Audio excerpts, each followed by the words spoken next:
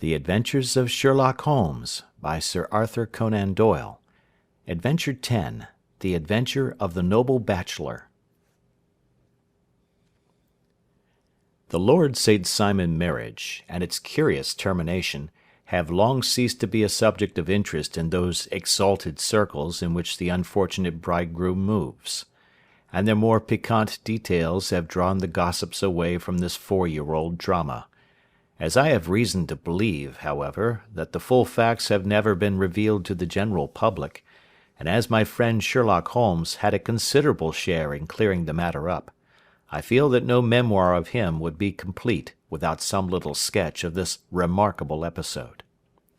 It was a few weeks before my own marriage, during the days when I was still sharing rooms with Holmes in Baker Street, that he came home from an afternoon stroll to find a letter on the table waiting for him. I had remained indoors all day, for the weather had taken a sudden turn to rain, with high autumnal winds, and the Jezeel bullet which I had brought back in one of my limbs as a relic of my Afghan campaign throbbed with dull persistence. With my body in one easy chair and my legs upon another, I had surrounded myself with a cloud of newspapers, until at last, saturated with the news of the day, I tossed them all aside and lay listless, watching the huge crest and monogram upon the envelope upon the table, and wondering lazily who my friend's noble correspondent could be. "Here is a very fashionable epistle," I remarked as he entered. "Your morning letters, if I remember right, were from a fishmonger and a tide-waiter." "Yes, my correspondence has certainly the charm of variety," he answered, smiling, "and the humbler are usually the more interesting. This looks like one of those unwelcome social summonses which call upon a man either to be bored or to lie." He broke the seal and glanced over the contents. "Oh, come, it may prove to be something of interest after all." "Not social, then?" "No, distinctly professional." "And from a noble client?" "One of the highest in England." "My dear fellow, I congratulate you." "I assure you, Watson, without affectation, that the status of my client is a matter of less moment to me than the interest of his case. It is just possible, however, that also may not be wanting in this new investigation. You have been reading the papers diligently of late, have you not?" "It looks like it," said I, ruefully, pointing to a huge bundle in the corner. "I have had nothing else to do." "It is fortunate, for you will perhaps be able to post me up. I read nothing except the criminal news and the agony column. The latter is always instructive. But if you have followed recent events so closely, you must have read about Lord St. Simon and his wedding?" "Oh, yes, with the deepest interest." "That is well. The letter which I hold in my hand is from Lord St. Simon. I will read it to you, and in return you must turn over these papers and let me have whatever bears upon the matter. This is what he says: "My dear Mr. Sherlock Holmes, Lord Backwater tells me that I may place implicit reliance upon your judgment and discretion. I have determined, therefore, to call upon you and to consult you in reference to the very painful event which has occurred in connection with my wedding. Mr. Lestrade, of Scotland Yard, is acting already in the matter, but he assures me that he sees no objection to your cooperation, and that he even thinks that it might be of some assistance. I will call at 4 o'clock in the afternoon, and should you have any other engagement at that time, I hope that you will postpone it, as this matter is of paramount importance. Yours faithfully, St. Simon." It is dated from Grosvenor Mansions, written with a quill pen, and the noble lord has had the misfortune to get a smear of ink upon the outer side of his right little finger," remarked Holmes as he folded up the epistle. "He says 4 o'clock. It is 3 now. He will be here in an hour." "Then I have just time, with your assistance, to get clear upon the subject. Turn over those papers and arrange the extracts in their order of time, while I take a glance as to who our client is." He picked a red-covered volume from a line of books of reference beside the mantelpiece. "Here he is," said he, sitting down and flattening out upon his knee. "Lord Robert Walsingham de Vere St. Simon, second son of the Duke of Balmoral.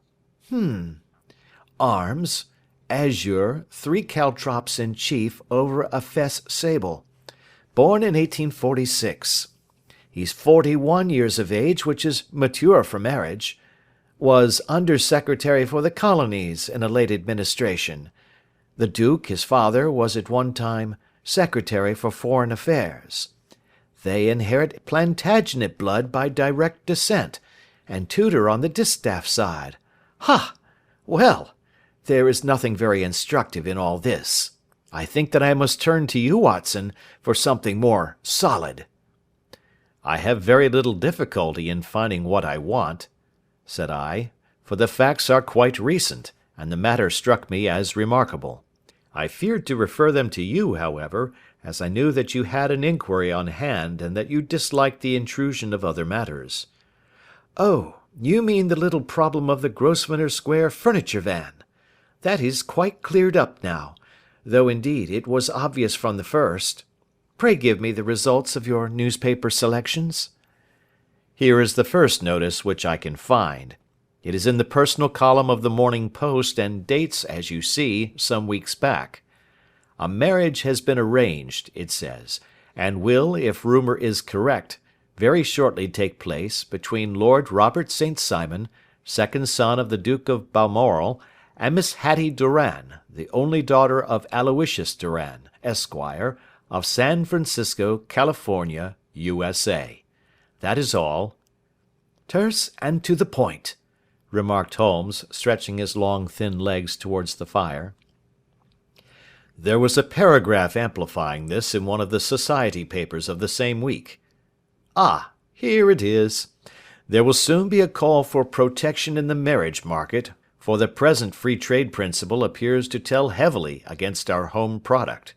One by one the management of the noble houses of Great Britain is passing into the hands of our fair cousins from across the Atlantic. An important addition has been made during the last week to the list of the prizes which have been borne away by these charming invaders.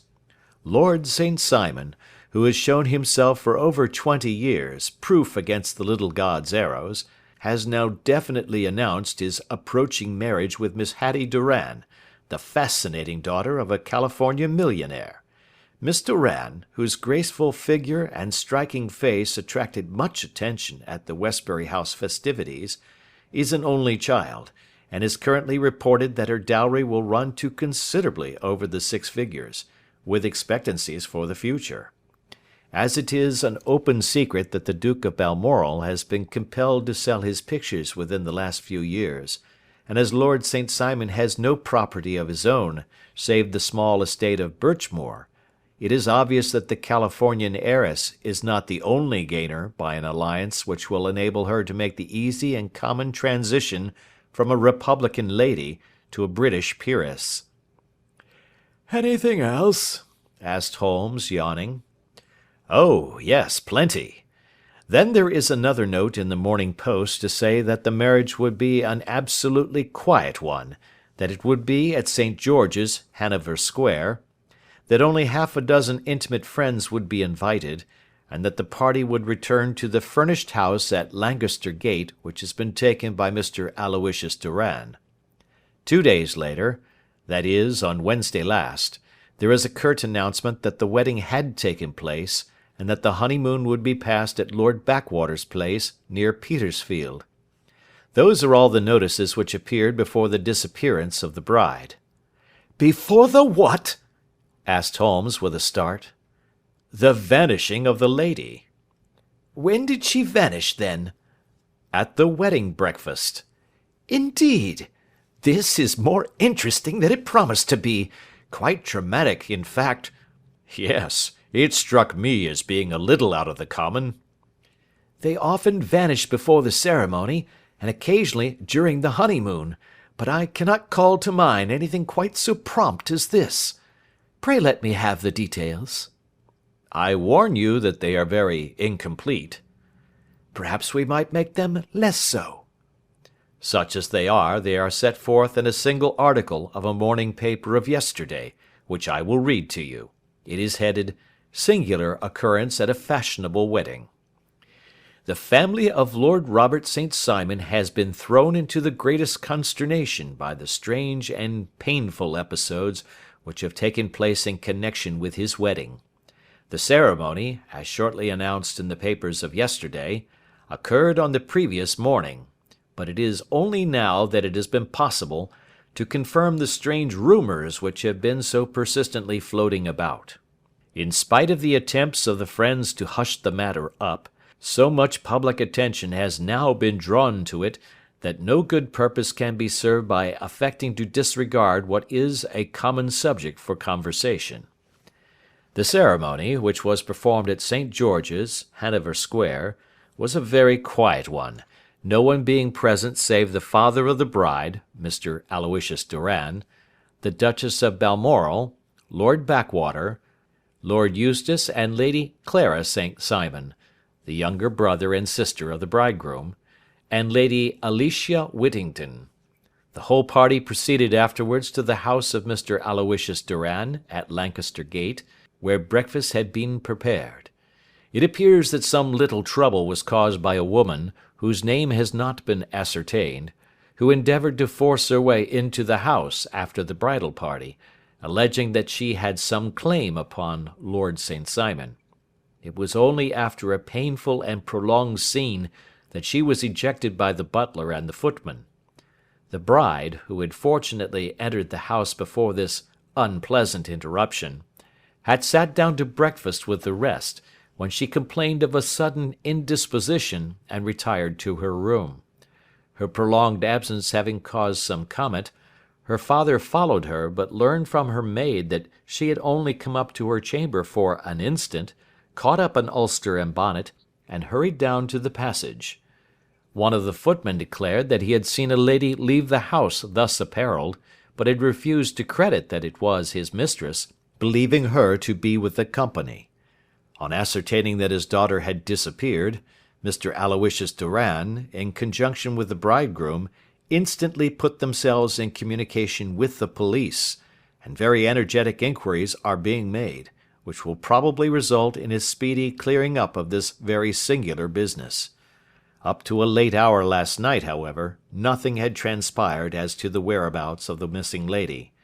There are rumours of foul play in the matter, and it is said that the police have caused the arrest of the woman who had caused the original disturbance, in the belief that, from jealousy or some other motive, she may have been concerned in the strange disappearance of the bride. And is that all? Only one little item in another of the morning papers, but it is a suggestive one. And it is? That Miss Flora Millar, the lady who had caused the disturbance, has actually been arrested. It appears that she was formerly a danseuse at the Allegro, and that she has known the bridegroom for some years. There are no further particulars, and the whole case is in your hands now, so far as it has been set forth in the public press. And an exceedingly interesting case it appears to be. I would not have missed it for worlds. But there is the ring at the bell, Watson, and as the clock makes it a few minutes after 4, I have no doubt that this will prove to be our noble client. Do not dream of going, Watson, for I very much prefer having a witness, if only as a check to my own memory. Lord Robert St. Simon, announced our page boy, throwing open the door. A gentleman entered, with a pleasant cultured face, high-nosed and pale, with something perhaps of petulance about the mouth, and with the steady, well-opened eye of a man whose pleasant lot it had ever been to command and to be obeyed. His manner was brisk, and yet his general appearance gave an undue impression of age, for he had a slight forward stoop and a little bend of the knees as he walked. His hair, too, as he swept off his very curly-brimmed hat, was grizzled round the edges and thin upon the top. As to his dress, it was careful to the verge of foppishness, with high collar, black frock-coat, white waistcoat, yellow gloves, patent leather shoes, and light-coloured gaiters. He advanced slowly into the room, turning his head from left to right, and swinging in his right hand the cord which held his golden eyeglasses. "Good day, Lord St. Simon," said Holmes, rising and bowing. "Pray take the basket chair. This is my friend and colleague, Dr. Watson. Draw up a little to the fire, and we will talk this matter over." "A most painful matter to me, as you might most readily imagine, Mr. Holmes. I have been cut to the quick. I understand that you have already managed several delicate cases of this sort, sir, though I presume that they were hardly from the same class of society." "No, I am descending." "I beg pardon?" "My last client of the sort was a king." "Oh, really? I had no idea. And which king?" "The king of Scandinavia." "What? Had he lost his wife?" "You can understand," said Holmes suavely, "that I extend to the affairs of my other clients the same secrecy which I promised to you in yours." "Of course. Very right. Very right. I'm sure I beg pardon. As to my own case, I am ready to give you any information which may assist you in forming an opinion." "Thank you. I have already learned all that is in the public prints, nothing more. I presume that I may take it as correct, this article, for example, as to the disappearance of the bride?" Lord St. Simon glanced over it. "Yes, it is correct, as far as it goes." "But it needs a great deal of supplementing before anyone could offer an opinion. I think that I may arrive at my facts most directly by questioning you." "Pray do so." "When did you first meet Miss Hattie Doran?" "In San Francisco, a year ago." "You were travelling in the States?" "Yes." "Did you become engaged then?" "No." "But you were on a friendly footing?" "I was amused by her society, and she could see that I was amused." "Her father is very rich?" "He is said to be the richest man on the Pacific slope." "And how did he make his money?" "In mining. He had nothing a few years ago. Then he struck gold, invested it, and came up by leaps and bounds."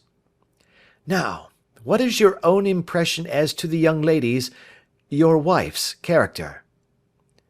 The nobleman swung his glasses a little faster and stared down into the fire. "You see, Mr. Holmes," said he, "my wife was 20 before her father became a rich man. During that time she ran free in a mining camp, and wandered through woods or mountains, so that her education has come from nature rather than from the schoolmaster. She is what we call in England a tomboy, with a strong nature, wild and free, unfettered by any sort of traditions. She is impetuous, volcanic, I was about to say. She is swift in making up her mind, and fearless in carrying out her resolutions. On the other hand, I would not have given her the name which I have the honour to bear," he gave a little stately cough, "had I not thought her to be at bottom a noble woman. I believe that she is capable of heroic self-sacrifice, and that anything dishonourable would be repugnant to her." "Have you her photograph?" "I brought this with me." He opened a locket and showed us the full face of a very lovely woman. It was not a photograph, but an ivory miniature, and the artist had brought out the full effect of the lustrous black hair, the large dark eyes, and the exquisite mouth. Holmes gazed long and earnestly at it. Then he closed the locket and handed it back to Lord St. Simon.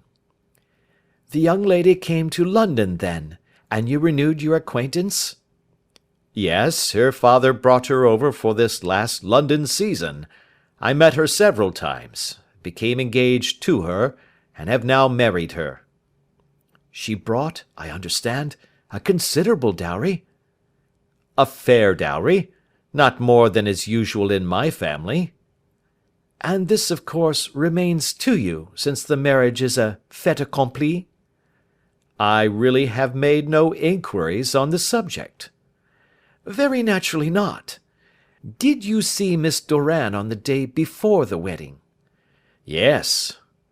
Was she in good spirits? Never better. She kept talking of what we should do in our future lives.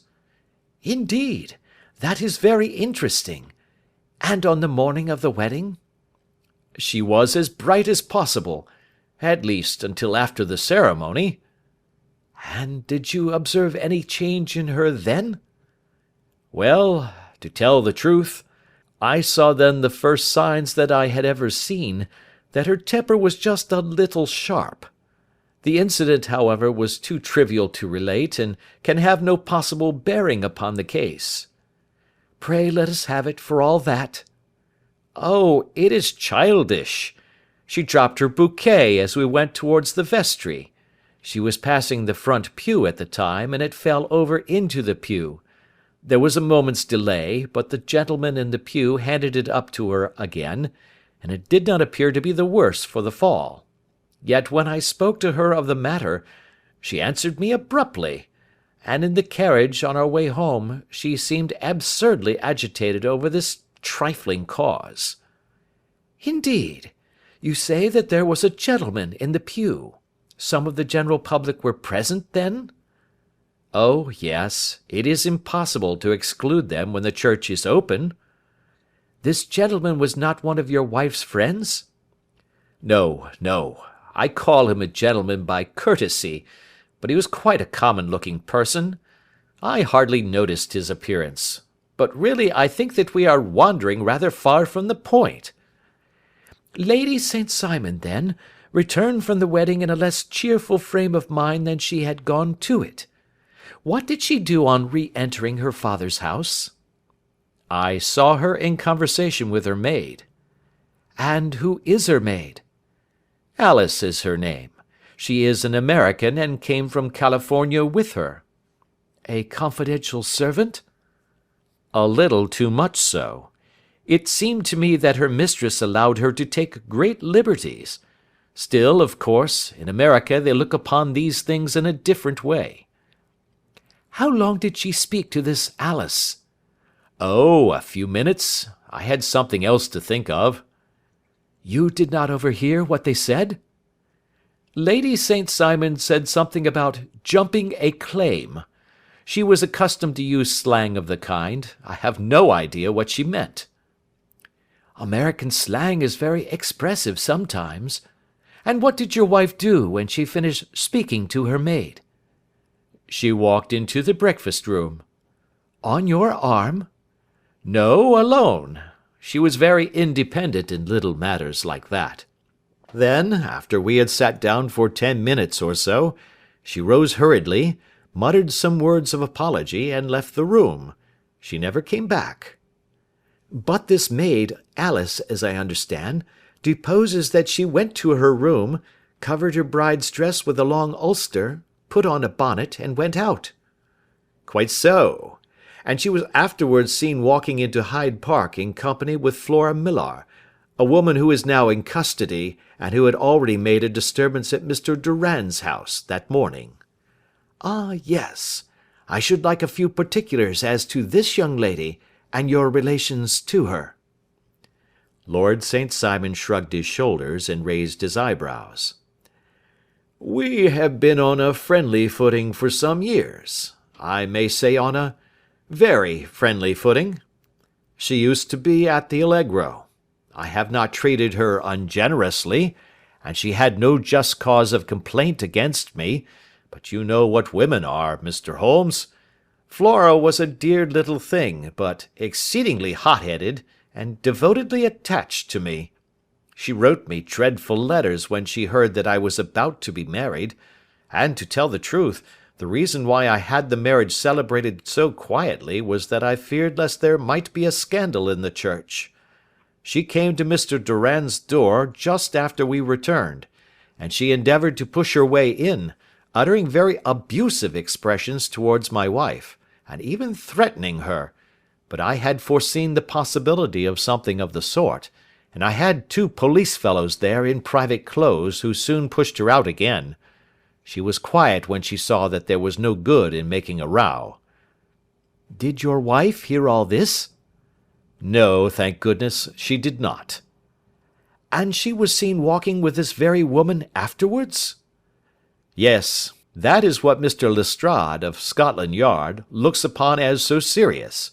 It is thought that Flora decoyed my wife out and laid some terrible trap for her." "Well, it is a possible supposition." "You think so, too?" "I did not say a probable one. But you did not yourself look upon this as likely?" "I do not think Flora would hurt a fly." "Still, jealousy is a strange transformer of characters.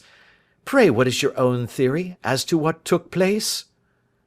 "Well, really, I came to seek a theory, not to propound one. I have given you all the facts. Since you ask me, however, I may say that it has occurred to me as possible that the excitement of this affair, the consciousness that she had made so immense a social stride, had the effect of causing some little nervous disturbance in my wife." "In short, that she had become suddenly deranged?" "Well, really, when I consider that she has turned her back, I will not say upon me, but upon so much that many have aspired to without success, I can hardly explain it in any other fashion." "Well, certainly that is also a conceivable hypothesis," said Holmes, smiling. "And now, Lord St. Simon, I think that I have nearly all my data. May I ask whether you were seated at the breakfast table so that you could see out of the window?" "We could see the other side of the road and the park." "Quite so. Then I do not think that I need to detain you longer. I shall communicate with you." "Should you be fortunate enough to solve this problem," said our client, rising. "I have solved it." "Eh? What was that?" "I say that I have solved it." "Where, then, is my wife?" "That is a detail which I shall speedily supply." Lord St. Simon shook his head. "I am afraid that it will take wiser heads than yours or mine," he remarked, and bowing in a stately, old-fashioned manner, he departed. "It is very good of Lord St. Simon to honour my head by putting it on a level with his own," said Sherlock Holmes, laughing. "I think that I shall have a whisky and soda and a cigar after all this cross-questioning. I had formed my conclusions as to the case before our client came into the room." "My dear Holmes!" "I have notes of several similar cases, though none, as I remarked before, which were quite as prompt. My whole examination served to turn my conjecture into a certainty. Circumstantial evidence is occasionally very convincing, as when you find a trout in the milk, to quote Thoreau's example." "But I have heard all that you have heard." "Without, however, the knowledge of pre-existing cases which serves me so well. There was a parallel instance in Aberdeen some years back, and something on very much the same lines at Munich the year after the Franco-Prussian War. It is one of these cases. But hello, here is Lestrade. Good afternoon, Lestrade. You will find an extra tumbler upon the sideboard, and there are cigars in the box." The official detective was attired in a pea-jacket and cravat, which gave him a decidedly nautical appearance, and he carried a black canvas bag in his hand. With a short greeting he seated himself and lit the cigar which had been offered to him. "What's up, then?" asked Holmes, with a twinkle in his eye. "You look dissatisfied." "And I feel dissatisfied. It is this infernal St. Simon marriage case. I can make neither head nor tail of the business." "Really, you surprise me." "Who ever heard of such a mixed affair? Every clue seems to slip through my fingers. I have been at work upon it all day." "And very wet it seems to have made you," said Holmes, laying his hand upon the arm of the pea-jacket. "Yes, I have been dragging the Serpentine." "In heaven's name, what for?" "In search of the body of Lady St. Simon." Sherlock Holmes leaned back in his chair and laughed heartily. "Have you dragged the basin of Trafalgar Square fountain?" he asked. "Why? What do you mean?" "Because you have just as good a chance of finding this lady in the one as in the other." Lestrade shot an angry glance at my companion. "I suppose you know all about it," he snarled. "Well, I have only just heard the facts, but my mind is made up."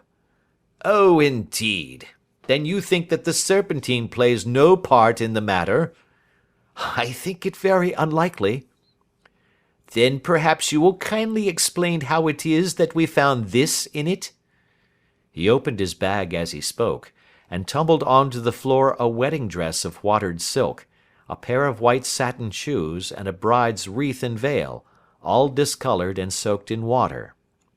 "There," said he, putting a new wedding ring upon the top of the pile, "there is a little nut for you to crack, Master Holmes."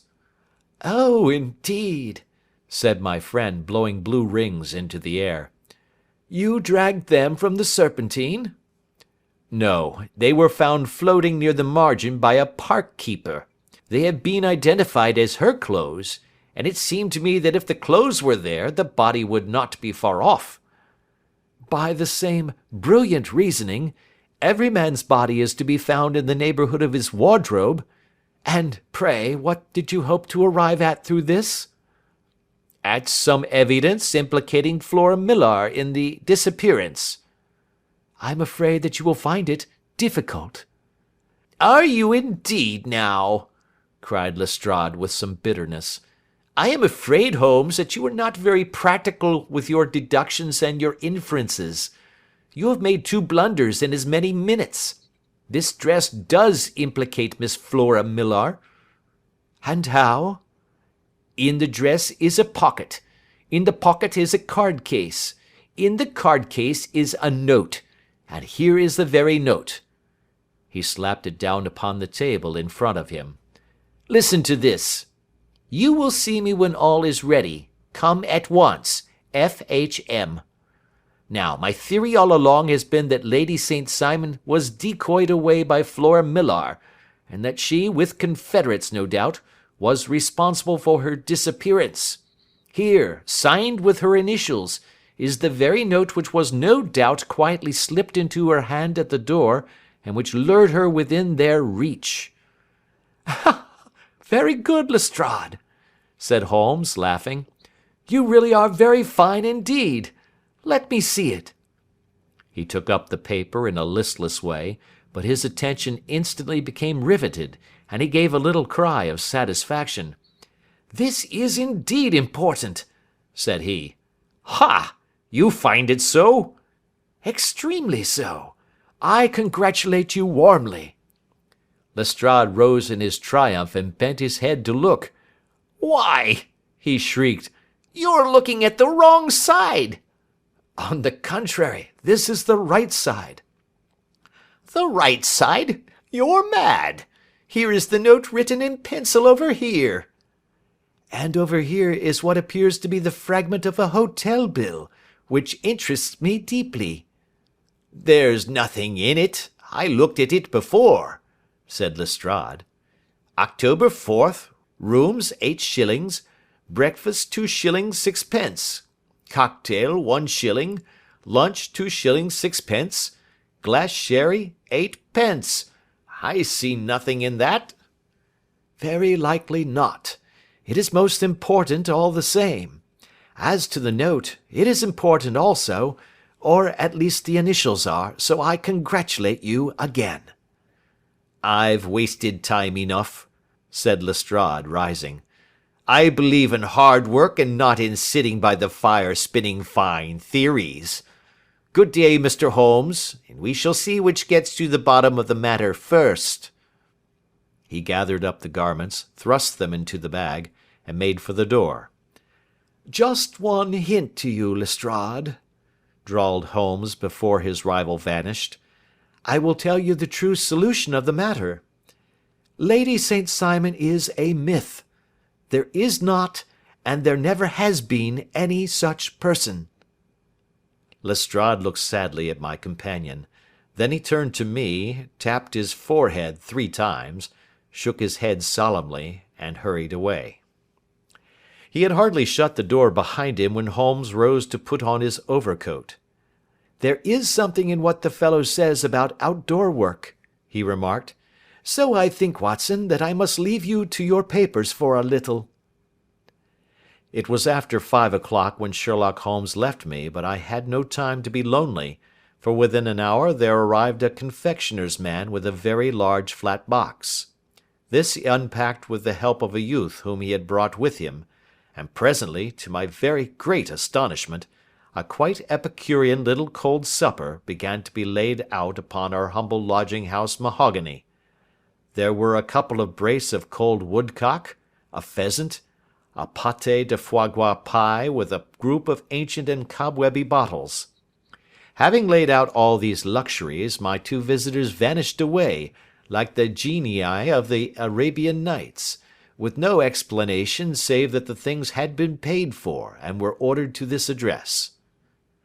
Just before 9 o'clock, Sherlock Holmes stepped briskly into the room. His features were gravely set, but there was a light in his eye which made me think that he had not been disappointed in his conclusions. "They have laid the supper, then," he said, rubbing his hands. "You seem to expect company. They have laid for 5. "Yes, I fancy we may have some company dropping in," said he. "I am surprised that Lord St. Simon has not already arrived. Ha! I fancy that I hear his step now upon the stairs."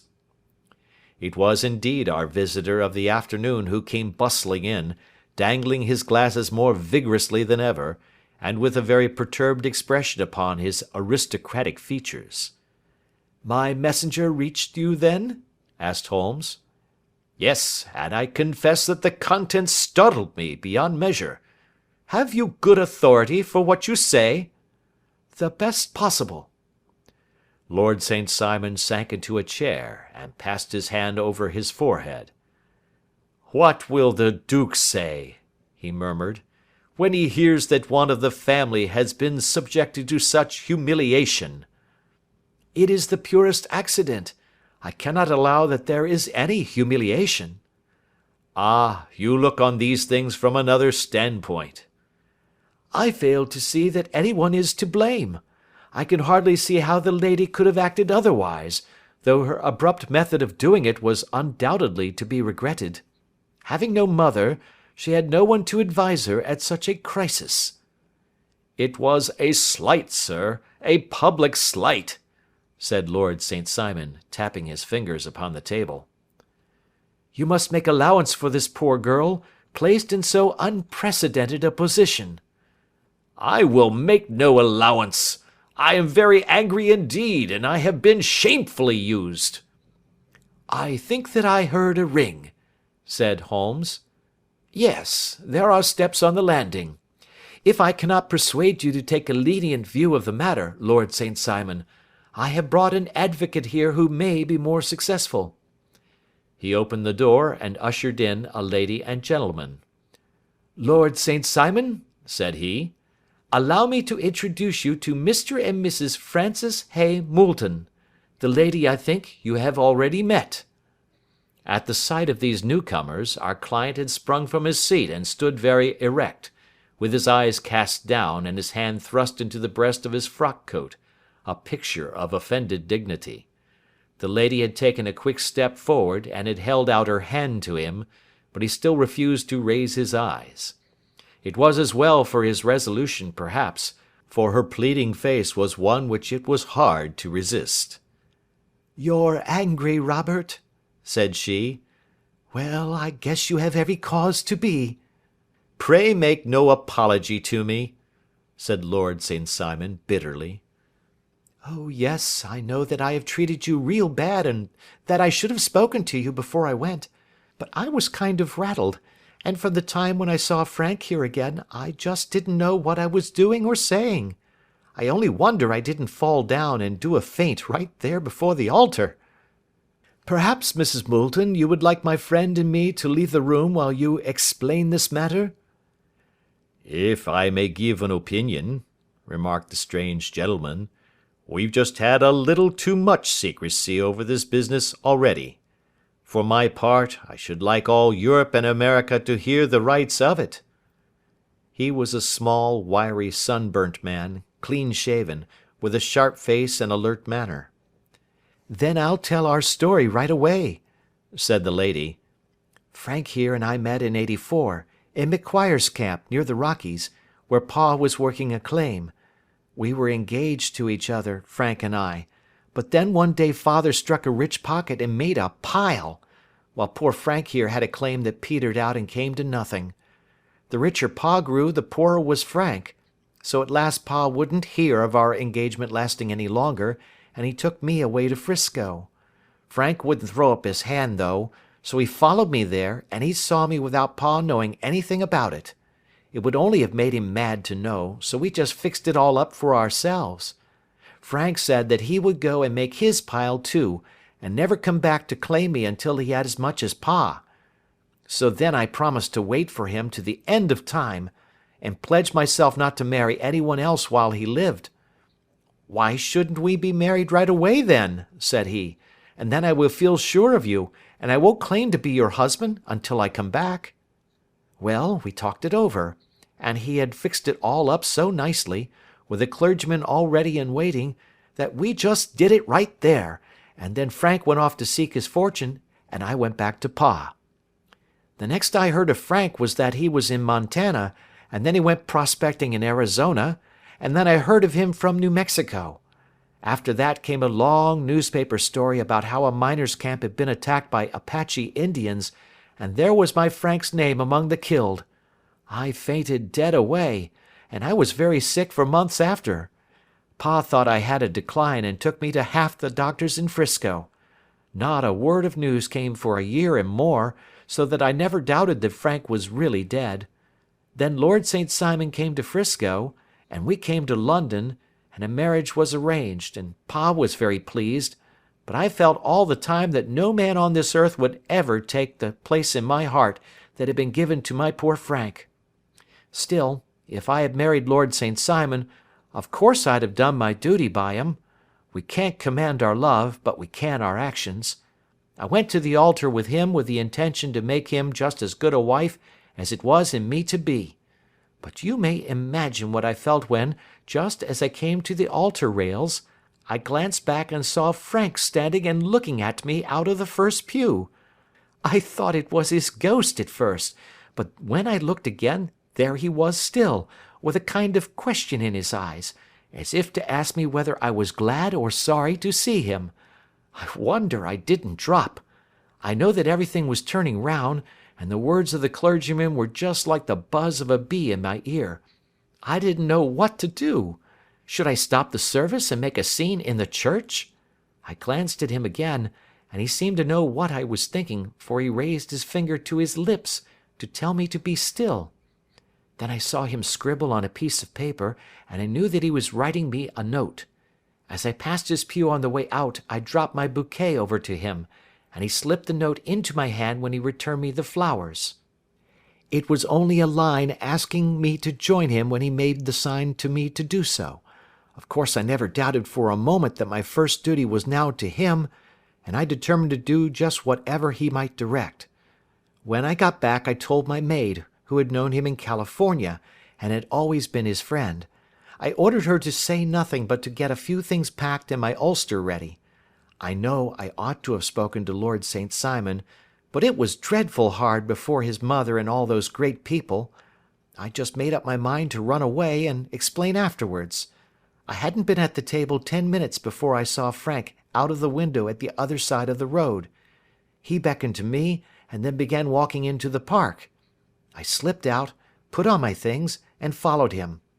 Some woman came talking something or other about Lord St. Simon to me. Seemed to me from the little I heard as if he had a little secret of his own before marriage also. But I managed to get away from her, and soon overtook Frank. We got into a cab together, and away we drove to some lodgings he had taken in Gordon Square, and that was my true wedding after all those years of waiting. Frank had been a prisoner among the Apaches, had escaped, come on to Frisco, found that I had given him up for dead and had gone to England, followed me there, and had come upon me at last on the very morning of my second wedding." "I saw it in a paper," explained the American. "It gave the name in the church, but not where the lady lived." Then we had a talk as to what we should do, and Frank was all for openness. But I was so ashamed of it all that I felt as if I should like to vanish away and never see any of them again. Just sending a line to Pa, perhaps, to show him that I was alive. It was awful to me to think of all those lords and ladies sitting round that breakfast table and waiting for me to come back.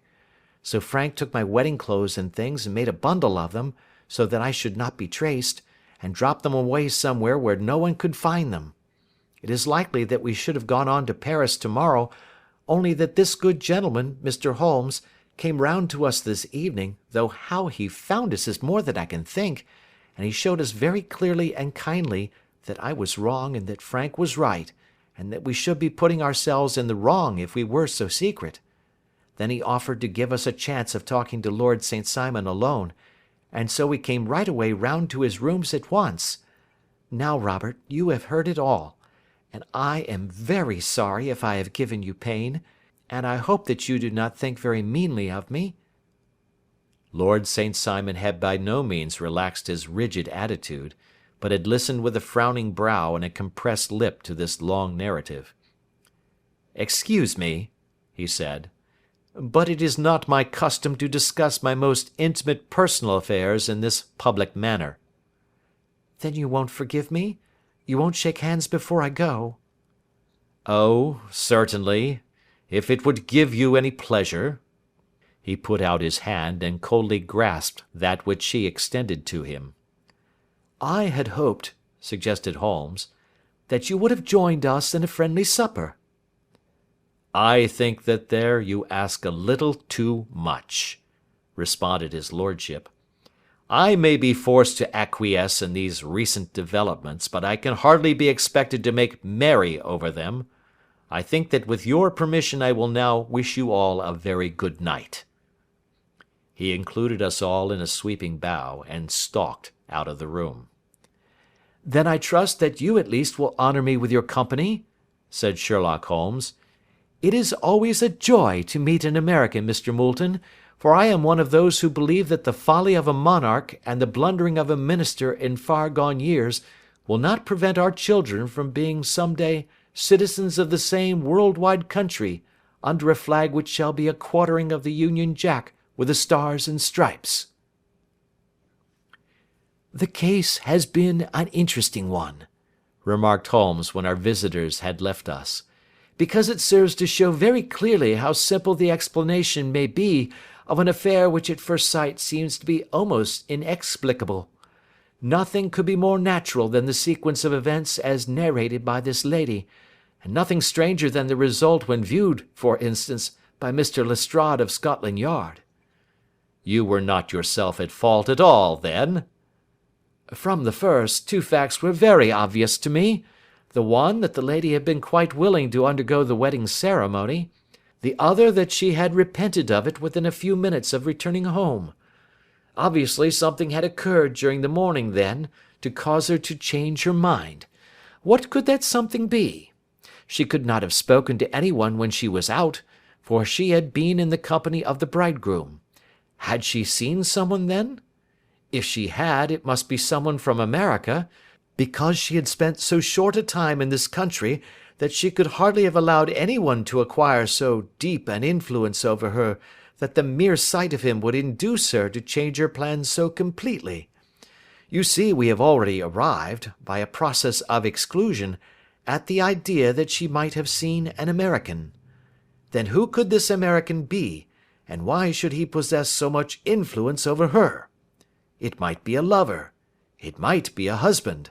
Her young womanhood had, I knew, been spent in rough scenes and under strange conditions. So far I had got before I ever heard Lord St. Simon's narrative.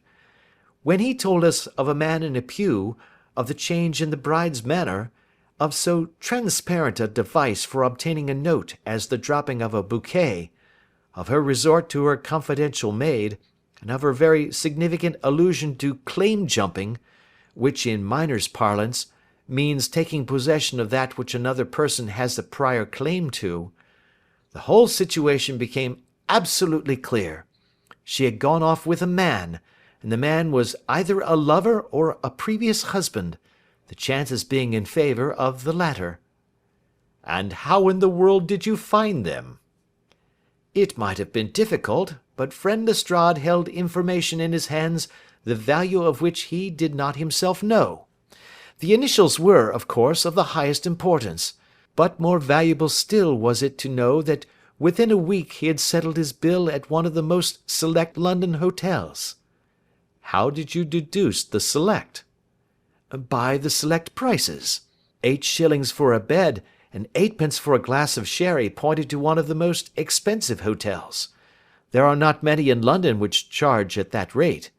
In the second one which I visited in Northumberland Avenue, I learned by an inspection of the book that Francis H. Moulton, an American gentleman, had left only the day before, and on looking over the entries against him, I came upon the very items which I had seen in the duplicate bill. His letters were to be forwarded to 226 Gordon Square, so thither I travelled, and being fortunate enough to find the loving couple at home, I ventured to give them some paternal advice, and to point out to them that it would be better in every way that they should make their position a little clearer both to the general public and to Lord St. Simon in particular.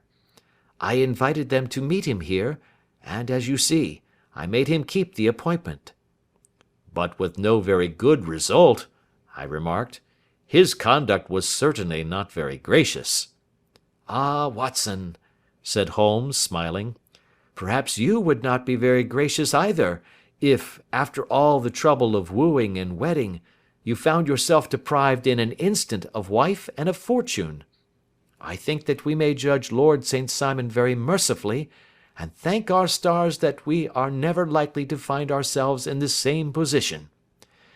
Draw your chair up, and hand me my violin, for the only problem we have still to solve is how to while away these bleak autumnal evenings. End of Adventure 10. The Adventures of Sherlock Holmes, by Sir Arthur Conan Doyle. Adventure 11, The Adventure of the Burl Coronet. Holmes, said I, as I stood one morning in our bow window looking down the street, here is a madman coming along. It seems rather sad that his relatives should allow him to come out alone. My friend rose lazily from his armchair and stood with his hands in the pockets of his dressing gown, looking over my shoulder. It was a bright, crisp February morning, and the snow of the day before still lay deep upon the ground, shimmering brightly in the wintry sun. Down the centre of Baker Street it had been ploughed into a brown crumbly band by the traffic, but at either side and on the heaped-up edges of the footpaths it still lay as white as when it fell. The grey pavement had been cleaned and scraped, but was still dangerously slippery, so that there were fewer passengers than usual. Indeed, from the direction of the Metropolitan Station no one was coming save the single gentleman whose eccentric conduct had drawn my attention. He was a man of about 50, tall, portly, and imposing, with a massive, strongly marked face and a commanding figure. He was dressed in a sombre yet rich style, in black frock coat, shining hat, neat brown gaiters, and well-cut pearl-grey trousers. Yet his actions were in absurd contrast to the dignity of his dress and features, for he was running hard, with occasional little springs, such as a weary man gives who is little accustomed to set any tax upon his legs. As he ran he jerked his hands up and down, waggled his head, and writhed his face into the most extraordinary contortions. "What on earth can be the matter with him?" I asked. "He is looking up at the numbers of the houses." "I believe that he is coming here," said Holmes, rubbing his hands. "Here?" "Yes. I rather think he is coming to consult me professionally. I think that I recognize the symptoms. Ha! Did I not tell you?" As he spoke, the man, puffing and blowing, rushed at our door, and pulled at our bell until the whole house resounded with the clanging. A few moments later he was in our room, still puffing, still gesticulating, but with so fixed a look of grief and despair in his eyes that our smiles were turned in an instant to horror and pity. For a while he could not get his words out, but swayed his body and plucked at his hair like one who has been driven to the extreme limits of his reason. Then, suddenly springing to his feet, he beat his head against the wall with such force that we both rushed upon him and tore him away to the centre of the room. Sherlock Holmes pushed him down into the easy-chair, and sitting beside him, patted his hand and chatted with him in the easy, soothing tones which he knew so well how to employ. "You have come to tell me your story, have you not?" said he. "You are fatigued with your haste. Pray wait until you have recovered yourself, and then I shall be most happy to look into any little problem which you may submit to me." The man sat for a minute or more with a heaving chest, fighting against his emotion.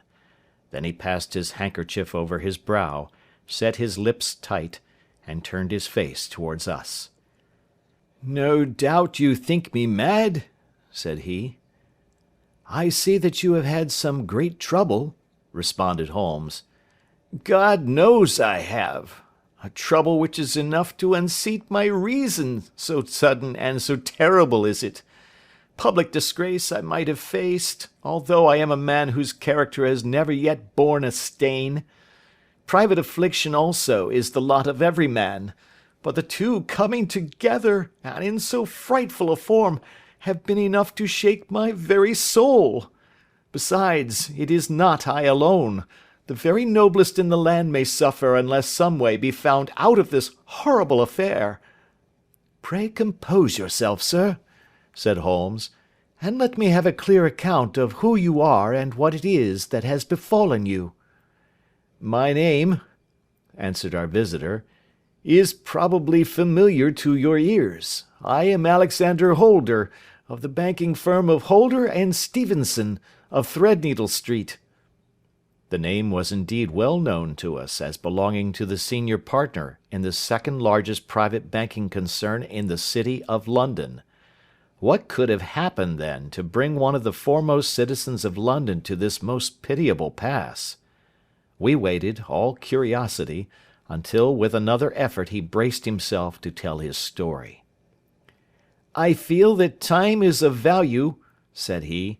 "That is why I hastened here when the police inspector suggested that I should secure your cooperation. I came to Baker Street by the Underground and hurried from there on foot, for the cabs go slowly through the snow. That is why I was so out of breath, for I am a man who takes very little exercise. I feel better now, and I will put the facts before you as shortly and yet as clearly as I can. It is, of course, well known to you that in a successful banking business as much depends upon our being able to find remunerative investments for our funds as upon our increasing our connection and the number of our depositors. One of our most lucrative means of laying out money is in the shape of loans, where the security is unimpeachable. We have done a good deal in this direction during the last few years, and there are many noble families to whom we have advanced large sums upon the security of their pictures, libraries, or plate. Yesterday morning I was seated in my office at the bank, when a card was brought in to me by one of the clerks. I started when I saw the name, for it was that of none other than— well, perhaps even to you I had better say no more than that it was a name which is a household word all over the earth, one of the highest, noblest, most exalted names in England. I was overwhelmed by the honour and attempted, when he entered, to say so, but he plunged at once into business with the air of a man who wishes to hurry quickly through a disagreeable task. "Mr. Holder," said he, "I have been informed that you are in the habit of advancing money." "The firm does so when the security is good," I answered. "It is absolutely essential to me," said he, that I should have £50,000 at once. I could, of course, borrow so trifling a sum 10 times over from my friends, but I much prefer to make it a matter of business, and to carry out that business myself. In my position you can readily understand that it is unwise to place oneself under obligations. For how long, may I ask, do you want this sum? I asked. Next Monday I have a large sum due to me, and I shall then most certainly repay what you advance, with whatever interest you think it right to charge. But it is very essential to me that the money should be paid at once. I should be happy to advance it without further parley from my own private purse, said I, were it not that the strain would be rather more than it could bear. If, on the other hand, I am to do it in the name of the firm, then in justice to my partner I must insist that, even in your case, every businesslike precaution should be taken. I should much prefer to have it so, said he, raising up a square black morocco case which he had laid beside his chair. You have doubtless heard of the Burl Coronet? One of the most precious public possessions of the empire, said I. Precisely. He opened the case, and there, embedded in soft flesh-coloured velvet, lay the magnificent piece of jewellery which he had named. There are 39 enormous burls, said he, and the price of the gold chasing is incalculable. The lowest estimate would put the worth of the coronet at double the sum which I have asked. I am prepared to leave it with you as my security. I took the precious case into my hands, and looked in some perplexity from it to my illustrious client. You doubt its value? He asked. Not at all. I only doubt the propriety of my leaving it. You may set your mind at rest about that. I should not dream of doing so were it not absolutely certain that I should be able in 4 days to reclaim it. It is a pure matter of form. Is the security sufficient? Ample. You understand, Mr. Holder, that I am giving you a strong proof of the confidence which I have in you, founded upon all that I have heard of you. I rely upon you not only to be discreet and to refrain from all gossip upon the matter, but, above all, to preserve this coronet with every possible precaution, because I need not say that a great public scandal would be caused if any harm were to befall it. Any injury to it would be almost as serious as its complete loss, for there are no beryls in the world to match these, and it would be impossible to replace them. I leave it with you, however, with every confidence, and I shall call for it in person on Monday morning. Seeing that my client was anxious to leave, I said no more, but, calling for my cashier, I ordered him to pay over 50 £1,000 notes. When I was alone once more, however, with the precious case lying upon the table in front of me, I could not but think with some misgivings of the immense responsibility which it entailed upon me. There could be no doubt that, as it was a national possession, a horrible scandal would ensue if any misfortune should occur to it. I already regretted having ever consented to take charge of it.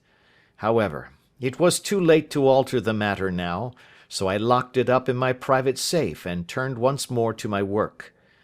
When evening came, I felt that it would be an imprudence to leave so precious a thing in the office behind me. Bankers' safes have been forced before now, and why should not mine be? If so, how terrible would be the position in which I should find myself! I determined, therefore, that for the next few days I would always carry the case backward and forward with me, so that it might never be really out of my reach. With this intention, I called a cab and drove out to my house at Streatham, carrying the jewel with me. I did not breathe freely until I had taken it upstairs and locked it in the bureau of my dressing-room. And now, a word as to my household, Mr. Holmes, for I wish you to thoroughly understand the situation. My groom and my page sleep out of the house, and may be set aside altogether. I have 3 maidservants who have been with me a number of years, and whose absolute reliability is quite above suspicion. Another, Lucy Parr, the second waiting-maid, has only been in my service a few months. She came with an excellent character, however, and has always given me satisfaction. She is a very pretty girl, and has attracted admirers, who have occasionally hung about the place. That is the only drawback which we have found to her, but we believe her to be a thoroughly good girl in every way. So much for the servants. My family itself is so small that it will not take me long to describe it. I am a widower and have an only son, Arthur. He has been a disappointment to me, Mr. Holmes, a grievous disappointment. I have no doubt that I am myself to blame. People tell me that I have spoiled him. Very likely I have. When my dear wife died, I felt that he was all I had to love. I could not bear to see the smile fade even for a moment from his face. I have never denied him a wish. Perhaps it would have been better for both of us had I been sterner, but I meant it for the best. It was naturally my intention that he should succeed me in my business, but he was not of a business turn. He was wild, wayward, and, to speak the truth, I could not trust him in the handling of large sums of money. When he was young he became a member of an aristocratic club, and there, having charming manners, he was soon the intimate of a number of men with long purses and expensive habits. He learned to play heavily at cards and to squander money on the turf, until he had again and again to come to me and implore me to give him an advance upon his allowance, that he might settle his debts of honour.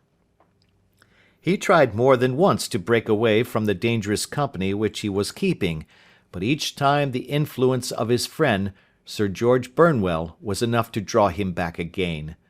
And indeed, I could not wonder that such a man as Sir George Burnwell should gain an influence over him, for he has frequently brought him to my house, and I have found myself that I could hardly resist the fascination of his manner. He is older than Arthur, a man of the world to his finger-tips, one who has been everywhere, seen everything, a brilliant talker, and a man of great personal beauty. Yet when I think of him in cold blood, far away from the glamour of his presence, I am convinced from his cynical speech and the look which I have caught in his eyes, that he is one who should be deeply distrusted. So I think, and so too thinks my little Mary, who has a woman's quick insight into character. And now there is only she to be described. She is my niece, but when my brother died 5 years ago, and left her alone in the world, I adopted her, and have looked upon her ever since as my daughter. She is a sunbeam in my house, sweet, loving, beautiful, a wonderful manager and housekeeper, yet as tender and quiet and gentle as a woman could be. She is my right hand. I do not know what I could do without her. In only one matter has she ever gone against my wishes.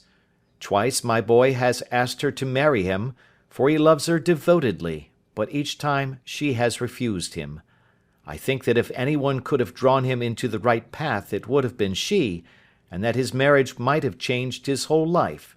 But now, alas, it is too late, forever too late. Now, Mr. Holmes, you know the people who live under my roof, and I shall continue with my miserable story. When we were taking coffee in the drawing-room that night after dinner, I told Arthur and Mary my experience, and of the precious treasure which we had under our roof, suppressing only the name of my client.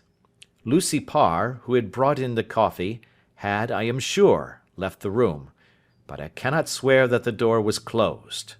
Mary and Arthur were much interested and wished to see the famous coronet, but I thought it better not to disturb it. "Where have you put it?" asked Arthur. "In my own bureau."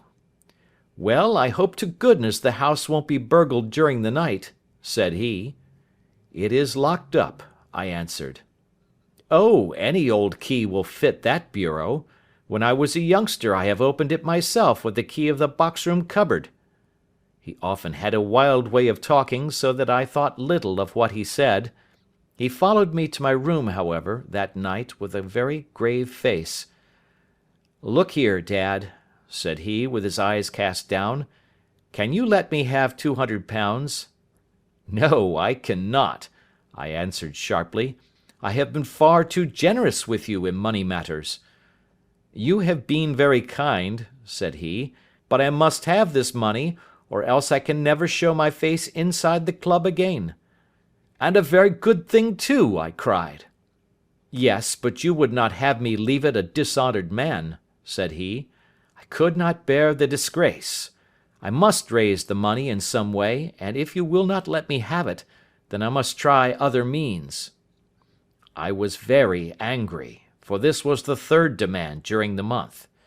You shall not have a farthing from me, I cried, on which he bowed and left the room without another word.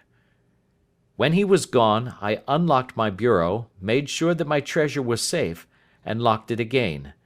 Then I started to go round the house to see that all was secure, a duty which I usually leave to Mary, but which I thought it well to perform myself that night. As I came down the stairs, I saw Mary herself at the side window of the hall, which she closed and fastened as I approached. "Tell me, Dad," said she, looking, I thought, a little disturbed, "did you give Lucy the maid leave to go out to-night?" "Certainly not. She came in just now by the back door. I have no doubt that she has only been to the side gate to see someone, but I think that it is hardly safe and should be stopped." "You must speak to her in the morning, or I will if you prefer it. Are you sure that everything is fastened?" "Quite sure, Dad." "Then, good night." I kissed her and went up to my bedroom again, where I was soon asleep. I am endeavouring to tell you everything, Mr. Holmes, which may have any bearing upon the case, but I beg that you will question me upon any point which I do not make clear. "On the contrary, your statement is singularly lucid." "I come to a part of my story now in which I should wish to be particularly so. I am not a very heavy sleeper, and the anxiety in my mind tended, no doubt, to make me even less so than usual. About 2 in the morning, then, I was awakened by some sound in the house. It had ceased ere I was wide awake, but it had left an impression behind it as though a window had gently closed somewhere. I lay listening with all my ears. Suddenly, to my horror, there was a distinct sound of footsteps moving softly in the next room. I slipped out of bed, all palpitating with fear, and peeped round the corner of my dressing-room door. "Arthur!" I screamed. "You villain! You thief! How dare you touch that coronet?" The gas was half up, as I had left it, and my unhappy boy, dressed only in his shirt and trousers, was standing beside the light, holding the coronet in his hands. He appeared to be wrenching at it, or bending it with all his strength. At my cry he dropped it from his grasp and turned as pale as death. I snatched it up and examined it. One of the gold corners, with 3 of the beryls in it, was missing. "You blackguard!" I shouted, beside myself with rage. "You have destroyed it! You have dishonoured me for ever! Where are the jewels which you have stolen?" "Stolen?" he cried. "Yes, thief!" I roared, shaking him by the shoulder. "There are none missing. There cannot be any missing," said he. "There are 3 missing, and you know where they are. Must I call you a liar as well as a thief? Did I not see you trying to tear off another piece?" "You have called me names enough," said he. "I will not stand it any longer. I shall not say another word about this business, since you have chosen to insult me. I will leave your house in the morning, and make my own way in the world." "You shall leave it in the hands of the police!" I cried, half mad with grief and rage. "I shall have this matter probed to the bottom." "You shall learn nothing from me," said he, with a passion such as I should not have thought was in his nature. "If you choose to call the police, let the police find what they can." By this time the whole house was astir, for I had raised my voice in my anger. Mary was the first to rush into my room, and, at the sight of the coronet and of Arthur's face, she read the whole story, and, with a scream, fell down senseless on the ground. I sent the housemaid for the police, and put the investigation into their hands at once. When the inspector and a constable entered the house, Arthur, who had stood sullenly with his arms folded, asked me whether it was my intention to charge him with theft. I answered that it had ceased to be a private matter, but had become a public one, since the ruined coronet was national property. I was determined that the law should have its way in everything. "At least," said he, "you will not have me arrested at once. It would be to your advantage as well as mine if I might leave the house for 5 minutes."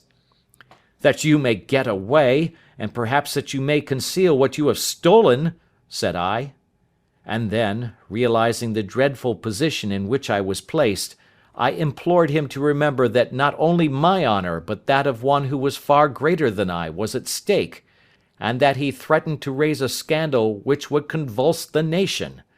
He might avert it all if he would but tell me what he had done with the 3 missing stones.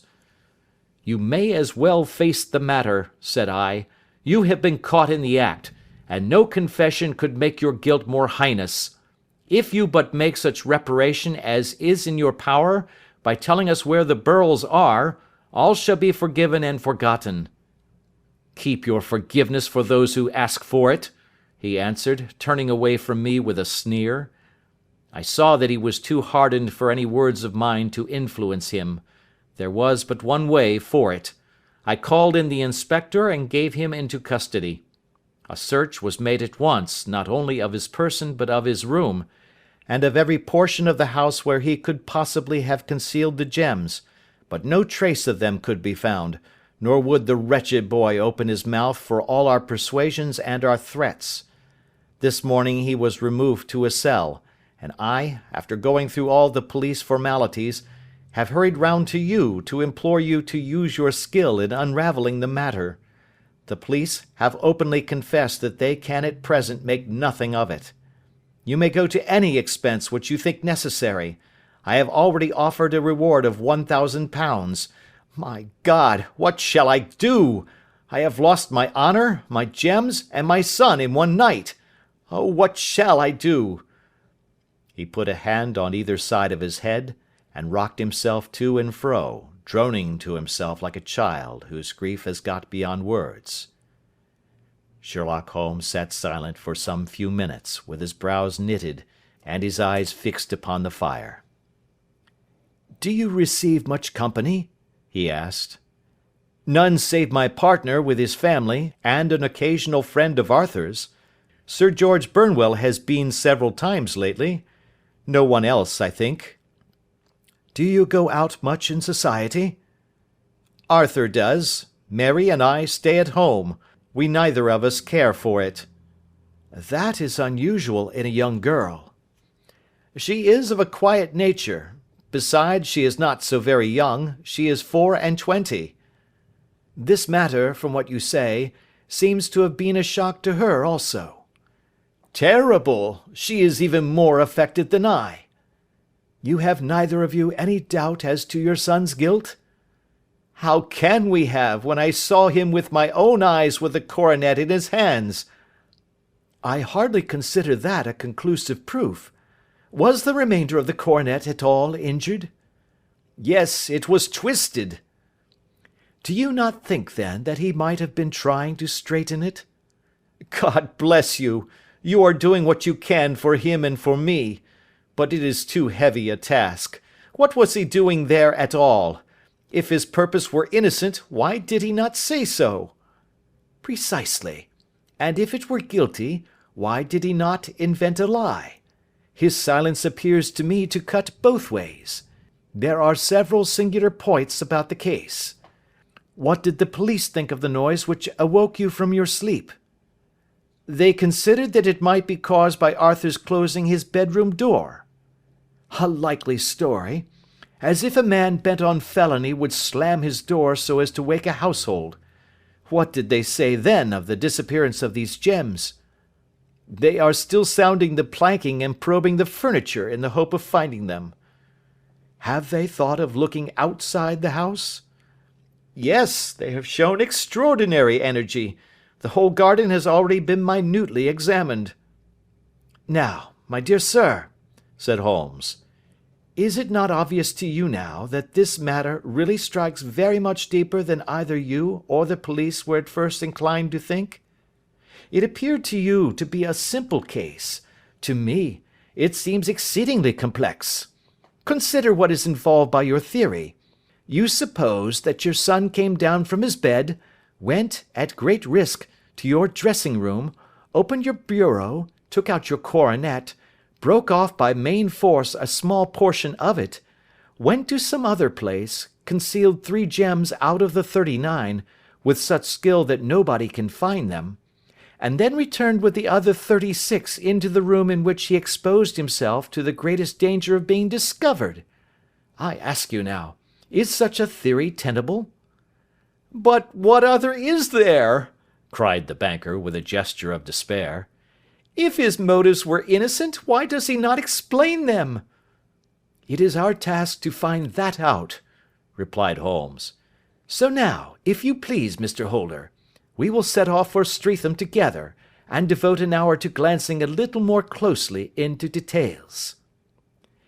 My friend insisted upon my accompanying them in their expedition, which I was eager enough to do, for my curiosity and sympathy were deeply stirred by the story to which we had listened. I confess that the guilt of the banker's son appeared to me to be as obvious as it did to his unhappy father, but still I had such faith in Holmes's judgment that I felt there must be some grounds for hope, as long as he was dissatisfied with the accepted explanation. He hardly spoke a word the whole way out to the southern suburb, but sat with his chin upon his breast and his hat drawn over his eyes, sunk in the deepest thought. Our client appeared to have taken fresh heart at the little glimpse of hope which had been presented to him, and he even broke into a desultory chat with me over his business affairs. A short railway journey and a shorter walk brought us to Fairbank, the modest residence of the great financier. Fairbank was a good-sized, square house of white stone, standing back a little from the road.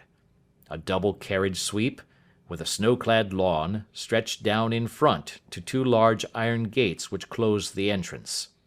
On the right side was a small wooden thicket, which led into a narrow path between 2 neat hedges stretching from the road to the kitchen door, and forming the tradesmen's entrance. On the left ran a lane which led to the stables, and was not itself within the grounds at all, being a public, though little used, thoroughfare. Holmes left us standing at the door, and walked slowly all round the house, across the front, down the tradesmen's path, and so round by the garden behind into the stable lane. So long was he that Mr. Holder and I went into the dining room and waited by the fire until he should return. We were sitting there in silence when the door opened, and a young lady came in. She was rather above the middle height, slim, with dark hair and eyes, which seemed the darker against the absolute pallor of her skin. I do not think that I have ever seen such deadly paleness in a woman's face. Her lips, too, were bloodless, but her eyes were flushed with crying. As she swept silently into the room, she impressed me with a greater sense of grief than the banker had done in the morning, and it was the more striking in her as she was evidently a woman of strong character, with immense capacity for self-restraint. Disregarding my presence, she went straight to her uncle and passed her hand over his head with a sweet womanly caress. "You have given orders that Arthur should be liberated, have you not, Dad?" she asked. "No, no, my girl, the matter must be probed to the bottom." "But I am so sure that he is innocent. You know what women's instincts are. I know that he has done no harm, and that you will be sorry for having acted so harshly." "Why is he silent, then, if he is innocent?" "Who knows? Perhaps because he was so angry that you should suspect him." "How could I help suspecting him, when I actually saw him with the coronet in his hand?" "Oh, but he had only picked it up to look at it. Oh, do take my word for it, that he is innocent. Let the matter drop and say no more. It is so dreadful to think of our dear Arthur in prison." "I shall never let it drop until the gems are found. Never, Mary. Your affection for Arthur blinds you as to the awful consequences to me. Far from hushing the thing up, I have brought a gentleman down from London to inquire more deeply into it." This gentleman?" she asked, facing round to me. "No, his friend. He wished us to leave him alone. He is round in the stable lane now." "The stable lane?" She raised her dark eyebrows. "What can he hope to find there? Ah, this, I suppose, is he. I trust, sir, that you will succeed in proving what I feel sure is the truth, that my cousin Arthur is innocent of this crime." "I fully share your opinion, and I trust, with you, that we may prove it," returned Holmes, going back to the mat to knock the snow from his shoes. "I believe I have the honour of addressing Miss Mary Holder. Might I ask you a question or two?" "Pray do, sir, if it may help to clear this horrible affair up." "You heard nothing yourself last night?" "Nothing, until my uncle here began to speak loudly. I heard that, and I came down." "You shut up the windows and doors the night before. Did you fasten all the windows?"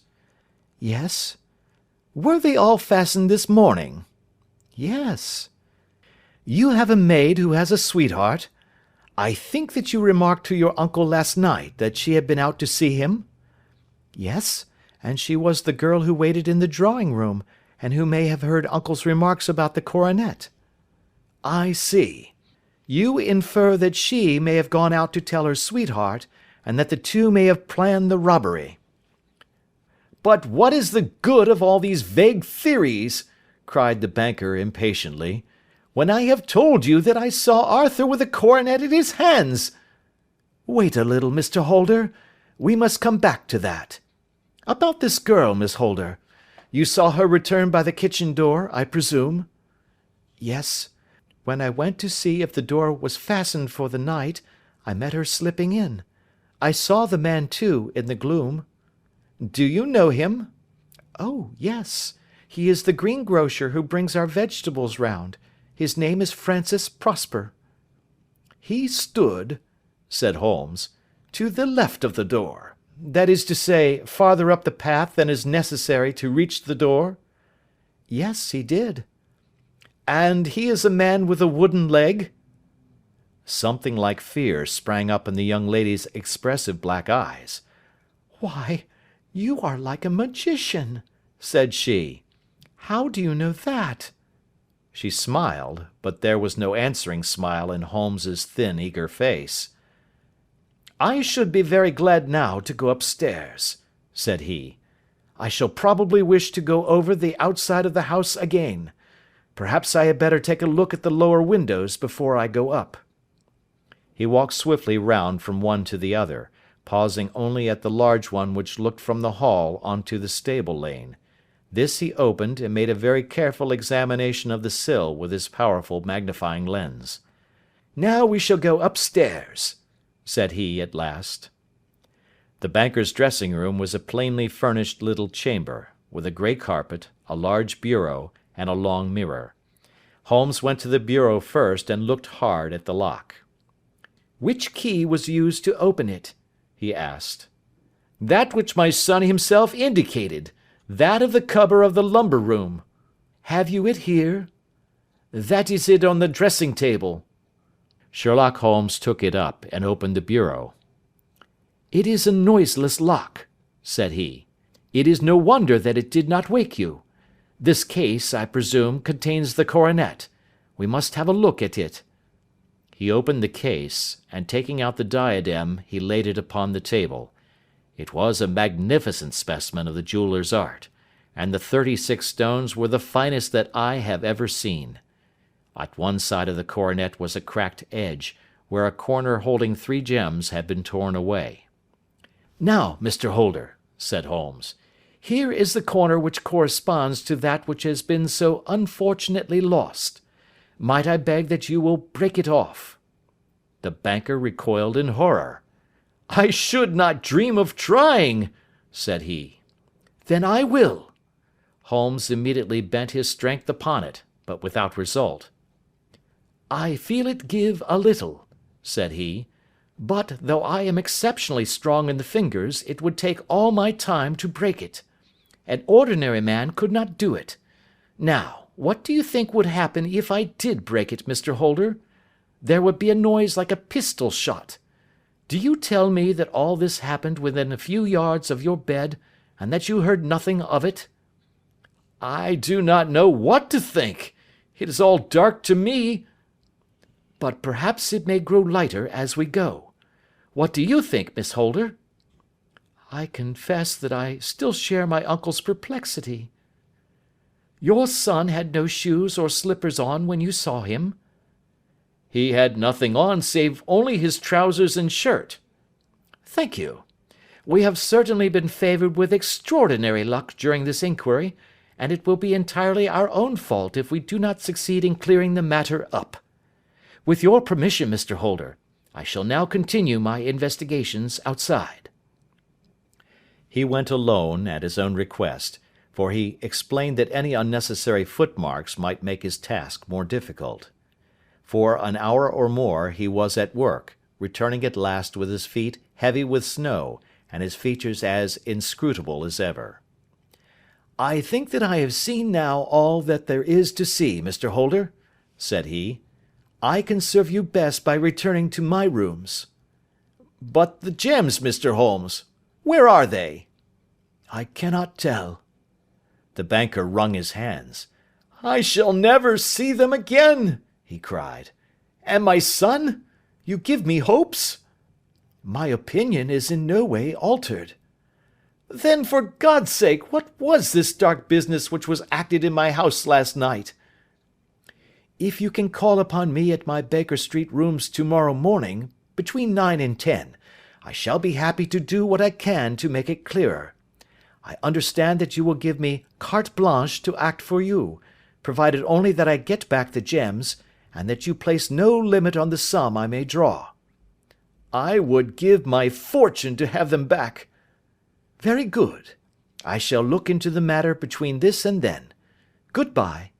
It is just possible that I may have to come over here again before evening." It was obvious to me that my companion's mind was now made up about the case, although what his conclusions were was more than I could even dimly imagine. Several times during our homeward journey I endeavoured to sound him upon the point, but he always glided away to some other topic, until at last I gave it over in despair. It was not yet 3 when we found ourselves in our rooms once more. He hurried to his chamber and was down again in a few minutes, dressed as a common loafer. With his collar turned up, his shiny, seedy coat, his red cravat, and his worn boots, he was a perfect sample of the class. "I think that this should do," said he, glancing into the glass above the fireplace. "I only wish that you would come with me, Watson, but I fear that it won't do. I may be on the trail in this matter, or I may be following a will-o'-the-wisp, but I shall soon know which it is. I hope that I may be back in a few hours." He cut a slice of bread from the joint upon the sideboard, sandwiched it between 2 rounds of bread, and thrusting this rude meal into his pocket, he started off upon his expedition. I had just finished my tea when he returned, evidently in excellent spirits, swinging an old elastic-sided boot in his hand. He chucked it down into a corner and helped himself to a cup of tea. "I only looked in as I passed," said he. "I'm going right on." "Where to?" "Oh, to the other side of the West End. It may be some time before I get back. Don't wait up for me in case I should be late." "How are you getting on?" "Oh, so-so. Nothing to complain of. I have been out to Streatham since I saw you last, but I did not call at the house. It is a very sweet little problem, and I would not have missed it for a good deal. However, I must not sit gossiping here, but must get these disreputable clothes off and return to my highly respectable self." I could see by his manner that he had stronger reasons for satisfaction than his words alone would imply. His eyes twinkled, and there was even a touch of colour upon his sallow cheeks. He hastened upstairs, and a few minutes later I heard the slam of the hall door, which told me that he was off once more upon his congenial hunt. I waited until midnight, but there was no sign of his return, so I retired to my room. It was no uncommon thing for him to be away for days and nights on end when he was hot upon a scent, so that his lateness caused me no surprise. I do not know at what hour he came in, but when I came down to breakfast in the morning, there he was, with a cup of coffee in one hand, and the paper in the other, as fresh and trim as possible. "You will excuse my beginning without you, Watson," said he, "but you remember that our client has rather an early appointment this morning." "Why, it is after 9 now," I answered. "I should not be surprised if that were he. I thought I heard a ring." It was, indeed, our friend the financier. I was shocked by the change which had come over him, for his face, which was naturally of a broad and massive mould, was now pinched and fallen in, while his hair seemed to me at least a shade whiter. He entered with a weariness and lethargy which was even more painful than his violence of the morning before, and he dropped heavily into the armchair which I pushed forward for him. "I do not know what I have done to be so severely tried," said he. "Only 2 days ago I was a happy and prosperous man, without a care in the world. Now I am left to a lonely and dishonoured age. One sorrow comes close upon the heels of another. My niece, Mary, has deserted me." "Deserted you?" "Yes. Her bed this morning had not been slept in. Her room was empty, and a note for me lay upon the hall table. I had said to her last night, in sorrow and not in anger, that if she had married my boy all might have been well with him. Perhaps it was thoughtless of me to say so. It is to that remark that she refers in this note. My dearest uncle, I feel that I have brought trouble upon you, and that if I had acted differently this terrible misfortune might never have occurred. I cannot, with this thought in my mind, ever again be happy under your roof, and I feel that I must leave you for ever. Do not worry about my future, for that is provided for, and above all, do not search for me, for it will be fruitless labour and an ill service to me. In life or in death, I am ever your loving Mary." "What could she mean by that note, Mr. Holmes? Do you think it points to suicide?" "No, no, nothing of the kind.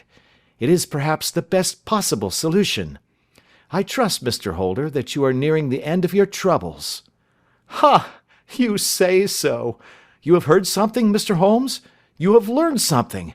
Where are the gems?" "You would not think £1,000 apiece an excessive sum for them?"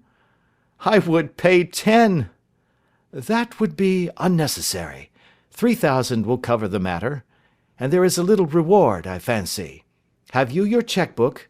Here is a pen. Better make it out for £4,000. With a dazed face, the banker made out the required cheque. Holmes walked over to his desk, took out a little triangular piece of gold with 3 gems in it, and threw it down upon the table. With a shriek of joy, our client clutched it up. "You have it!" he gasped. "I am saved! I am saved!" The reaction of joy was as passionate as his grief had been, and he hugged his recovered gems to his bosom.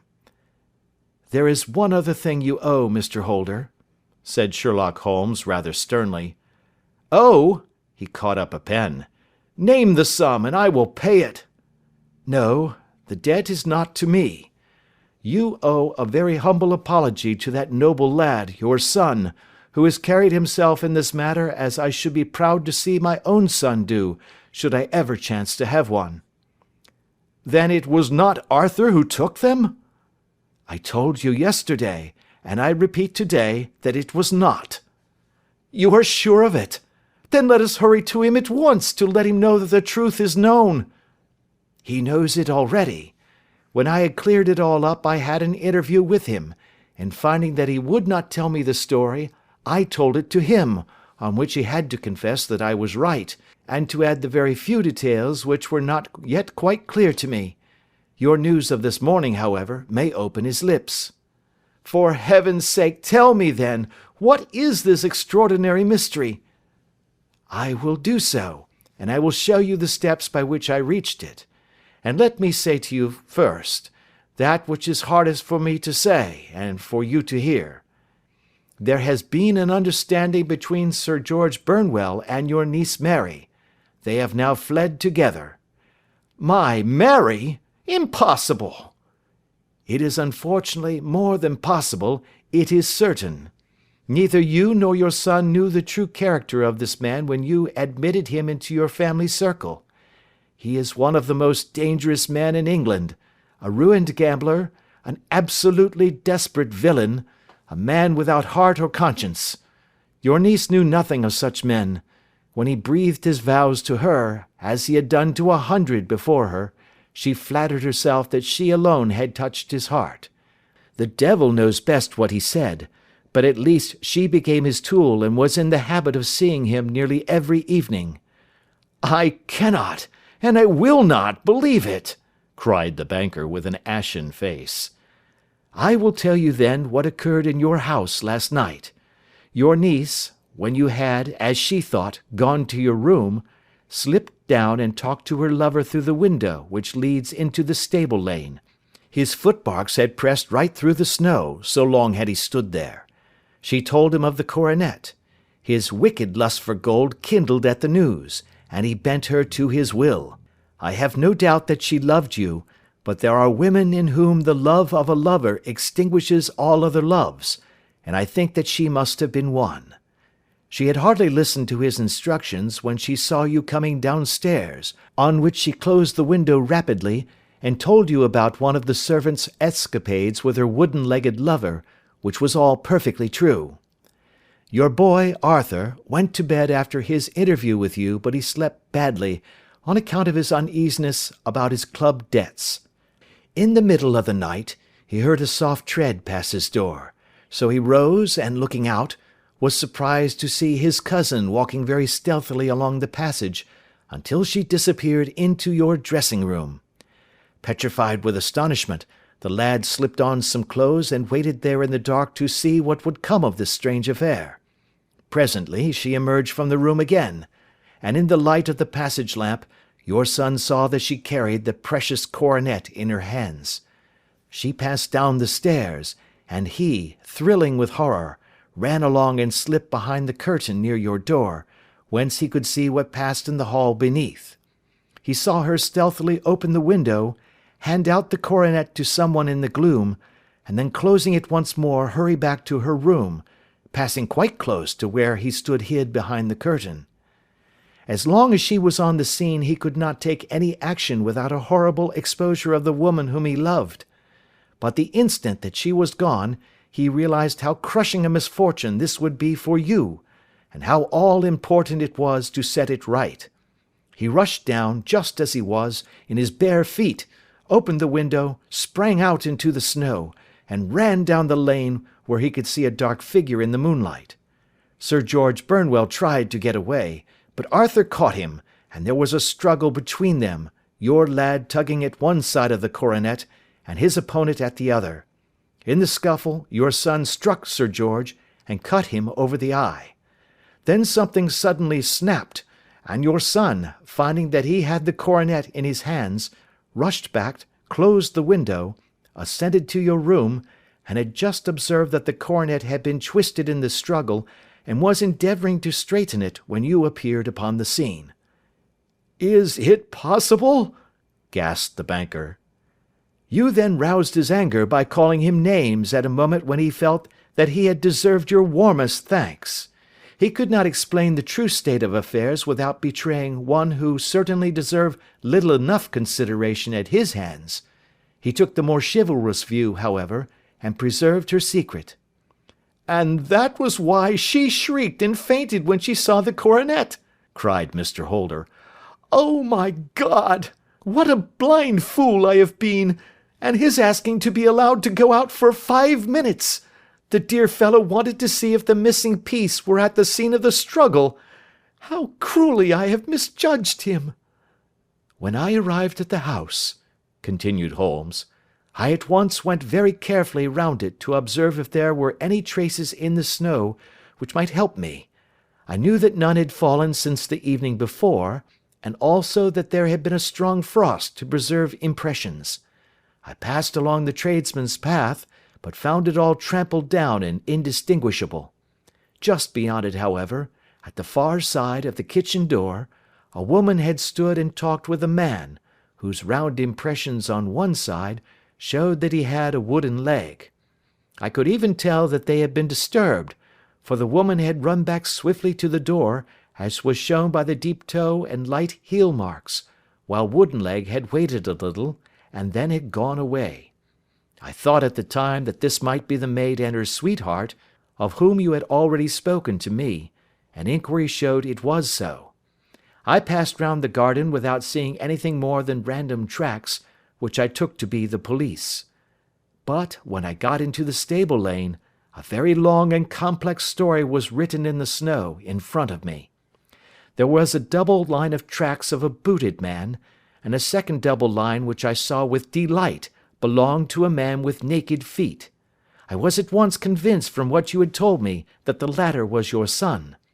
The first had walked both ways, but the other had run swiftly, and as his tread was marked in places over the depression of the boot, it was obvious that he had passed after the other.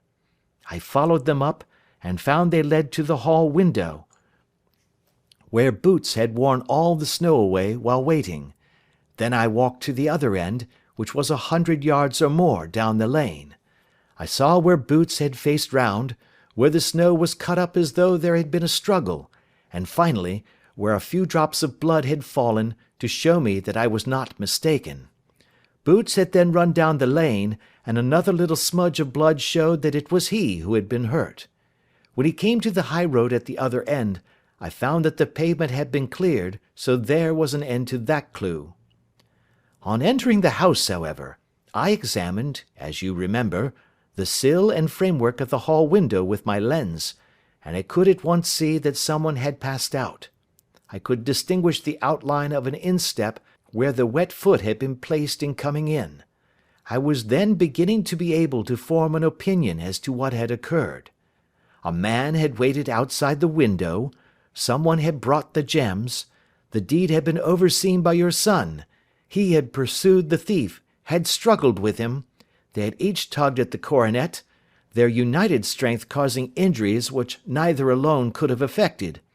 He had returned with the prize, but had left a fragment in the grasp of his opponent. So far I was clear. The question now was, who was the man, and who was it brought him the coronet? It is an old maxim of mine that when you have excluded the impossible, whatever remains, however improbable, must be the truth. Now, I knew that it was not you who had brought it down, so there only remained your niece and the maids. But if it were the maids, why should your son allow himself to be accused in their place? There could be no possible reason. As he loved his cousin, however, there was an excellent explanation why he should retain her secret, the more so as the secret was a disgraceful one. When I remembered that you had seen her at that window, and how she had fainted on seeing the coronet again, my conjecture became a certainty. And who could it be who was her confederate? A lover, evidently, for who else could outweigh the love and gratitude which she must feel to you? I knew that you went out little, and that your circle of friends was a very limited one, but among them was Sir George Burnwell. I had heard of him before as being a man of evil reputation among women. It must have been he who wore those boots and retained the missing gems. Even though he knew that Arthur had discovered him, he might still flatter himself that he was safe, for the lad could not say a word without compromising his own family. Well, your own good sense will suggest what measures I took next. I went in the shape of a loafer to Sir George's house, managed to pick up an acquaintance with his valet, learned that his master had cut his head the night before, and finally, at the expense of 6 shillings, made all sure by buying a pair of his cast-off shoes. With these I journeyed down to Streatham and saw that they exactly fitted the tracks. "I saw an ill-dressed vagabond in the lane yesterday evening," said Mr. Holder. "Precisely. It was I. I found that I had my man, so I came home and changed my clothes.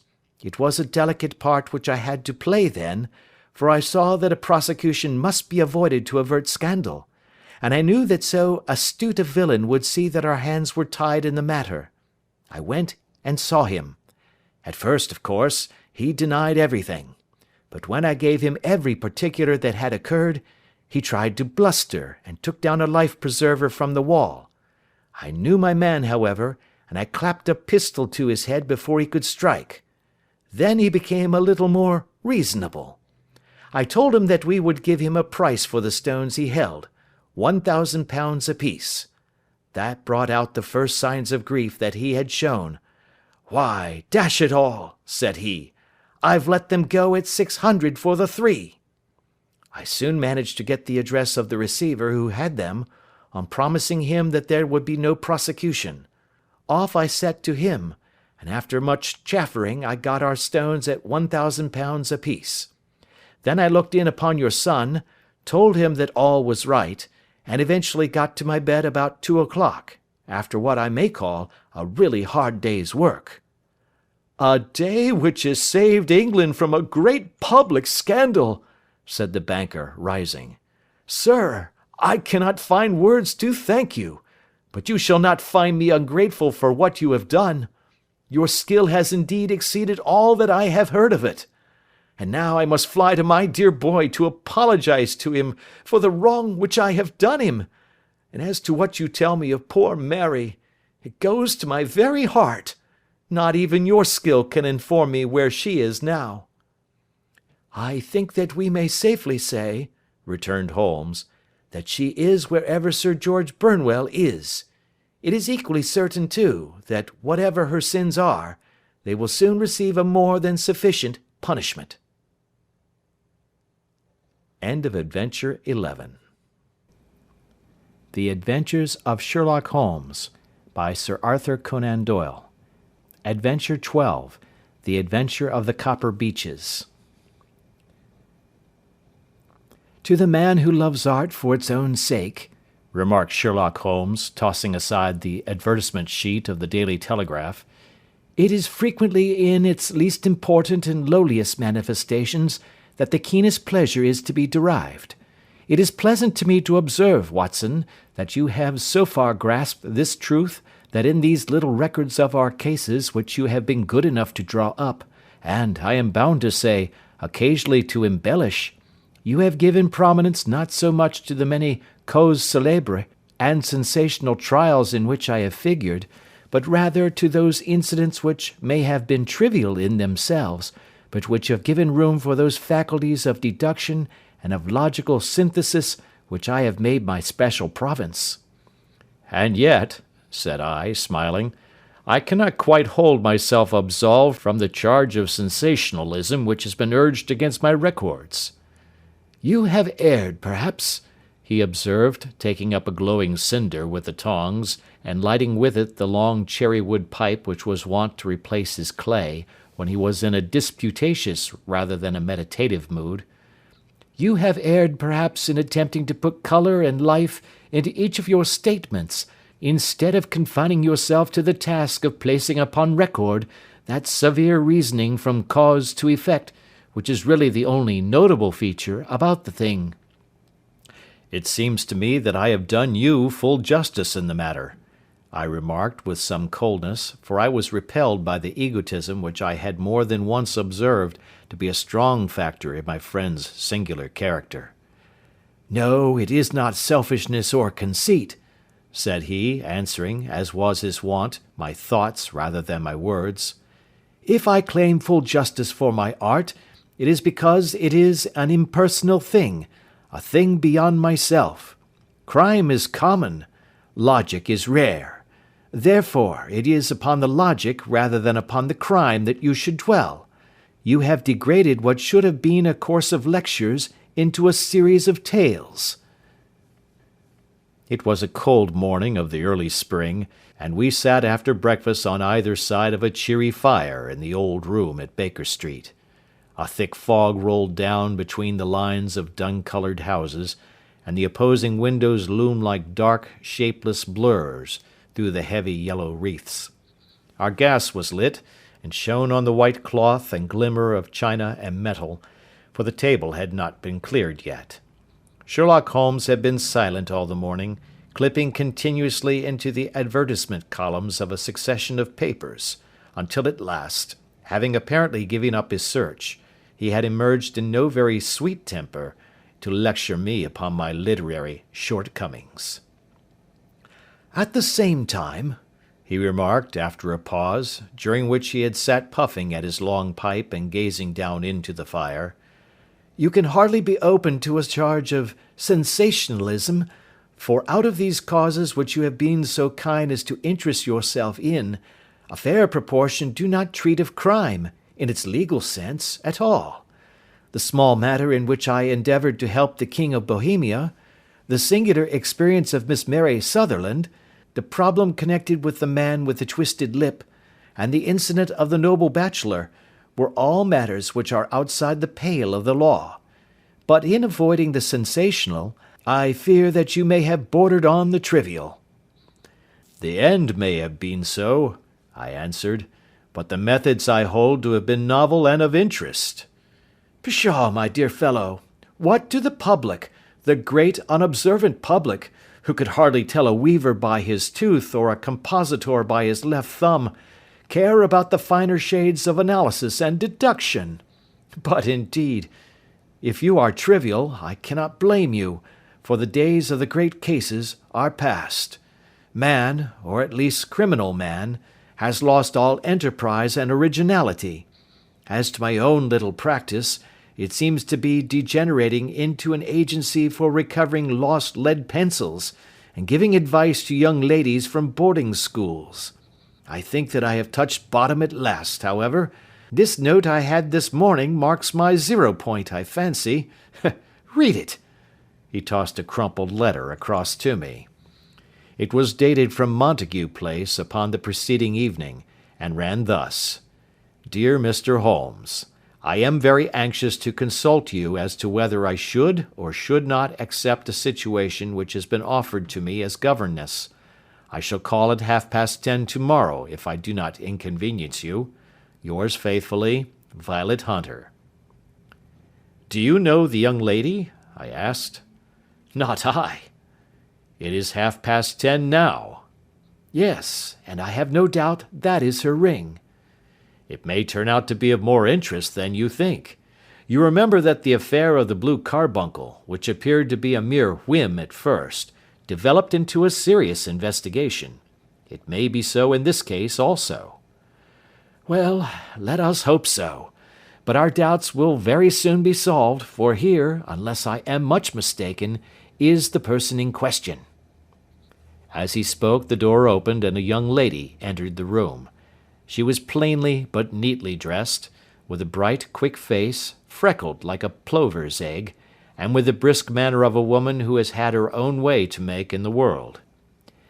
"You will excuse my troubling you, I am sure," said she, as my companion arose to greet her, "but I have had a very strange experience, and as I have no parents or relations of any sort from whom I could ask advice, I thought that perhaps you would be kind enough to tell me what I should do."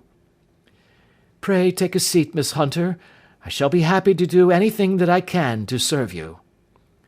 I could see that Holmes was favourably impressed by the manner and speech of his new client. He looked her over in his searching fashion, and then composed himself, with his lids drooping and his finger-tips together, to listen to her story. "I have been a governess for 5 years," said she, "in the family of Colonel Spence Munro, but 2 months ago the colonel received an appointment at Halifax, in Nova Scotia, and took his children over to America with him, so that I found myself without a situation. I advertised, and I answered advertisements, but without success. At last the little money which I had saved began to run short, and I was at my wits' end as to what I should do. There is a well-known agency for governesses in the West End called Westaway's, and there I used to call about once a week in order to see whether anything had turned up which might suit me. Westaway was the name of the founder of the business, but it is really managed by Miss Stoper. She sits in her own little office, and the ladies who are seeking employment wait in an anteroom, and are then shown in one by one, when she consults her ledgers and sees whether she has anything which would suit them. Well, when I called last week, I was shown into the little office as usual, but I found that Miss Stoper was not alone. A prodigiously stout man with a very smiling face and a great heavy chin, which rolled down in fold upon fold over his throat, sat at her elbow with a pair of glasses on his nose, looking very earnestly at the ladies who entered. As I came in he gave quite a jump in his chair, and turned quickly to Miss Stoper. "That will do," said he. "I could not ask for anything better. Capital! Capital!" He seemed quite enthusiastic, and rubbed his hands together in the most genial fashion. He was such a comfortable-looking man that it was quite a pleasure to look at him. "You are looking for a situation, miss?" he asked. "Yes, sir." "As governess?" "Yes, sir." "And what salary do you ask?" "I had £5 a month at my last place with Colonel Spence Monroe." "Oh, tut, tut! Sweating! Rank sweating!" he cried, throwing his fat hands out into the air, like a man who is in a boiling passion. "How could any one offer so pitiful a sum to a lady with such attractions and accomplishments?" "My accomplishments, sir, may be less than you imagine," said I. "A little French, a little German, music, and drawing—" "Tut, tut!" he cried. "This is all quite beside the question. The point is, have you or have you not the bearing and deportment of a lady? There it is in a nutshell. If you have not, you are not fitted for the rearing of a child who may some day play a considerable part in the history of the country. But if you have, why then, how could any gentleman ask you to condescend to accept anything under the 3 figures?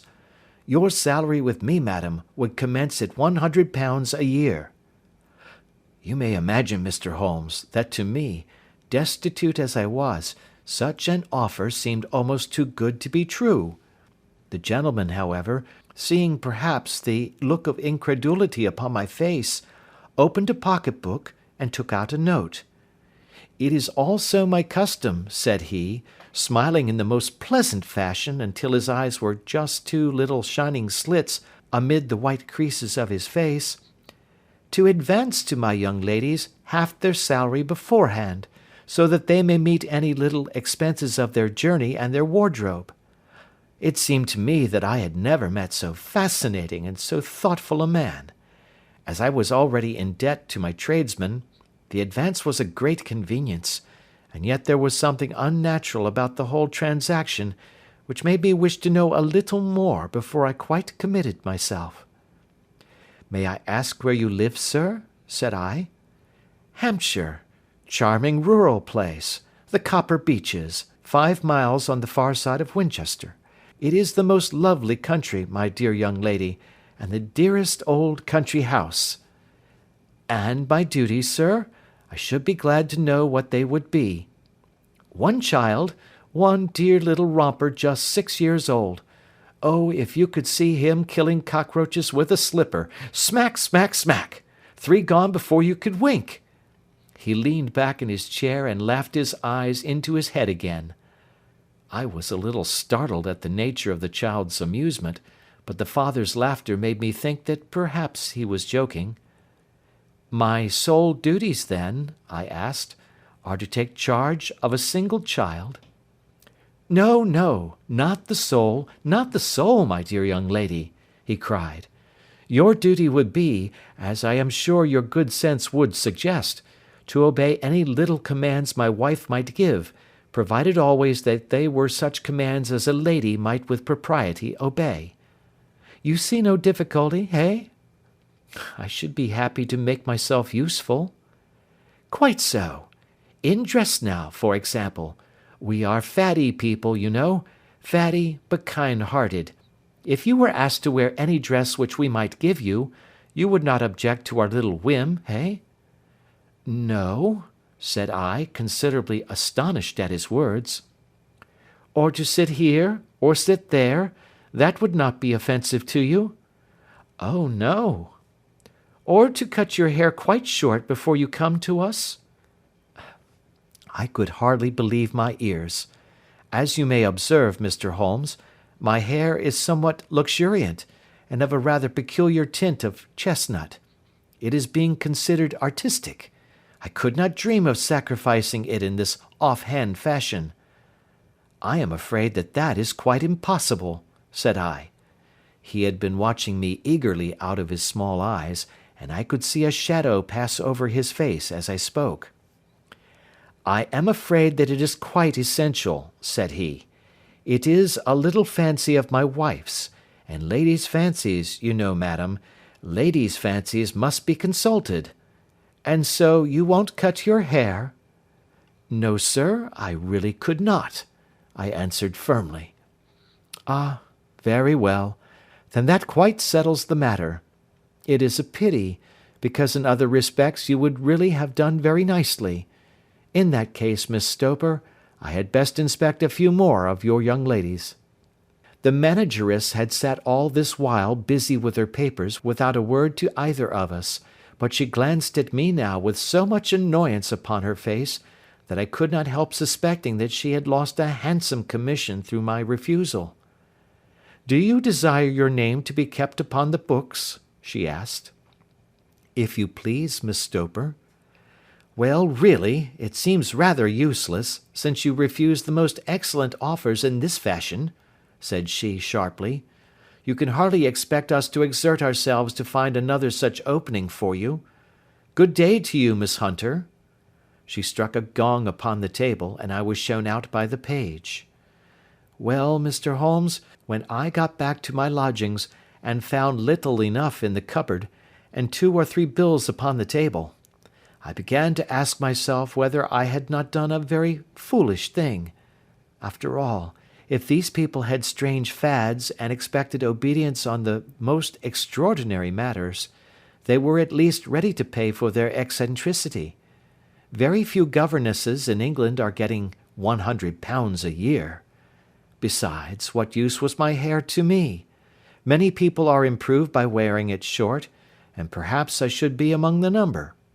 Next day I was inclined to think that I had made a mistake, and by the day after I was sure of it. I had almost overcome my pride so far as to go back to the agency and inquire whether the place was still open, when I received this letter from the gentleman himself. I have it here, and I will read it to you. The Copper Beeches, near Winchester. Dear Miss Hunter, Miss Stoper has very kindly given me your address, and I write from here to ask whether you have reconsidered your decision. My wife is very anxious that you should come, for she has been much attracted by my description of you. We are willing to give £30 a quarter, or £120 a year, so as to recompense you for any little inconvenience which our fads may cause you. They are not very exacting, after all. My wife is fond of a particular shade of electric blue, and would like you to wear such a dress indoors in the morning.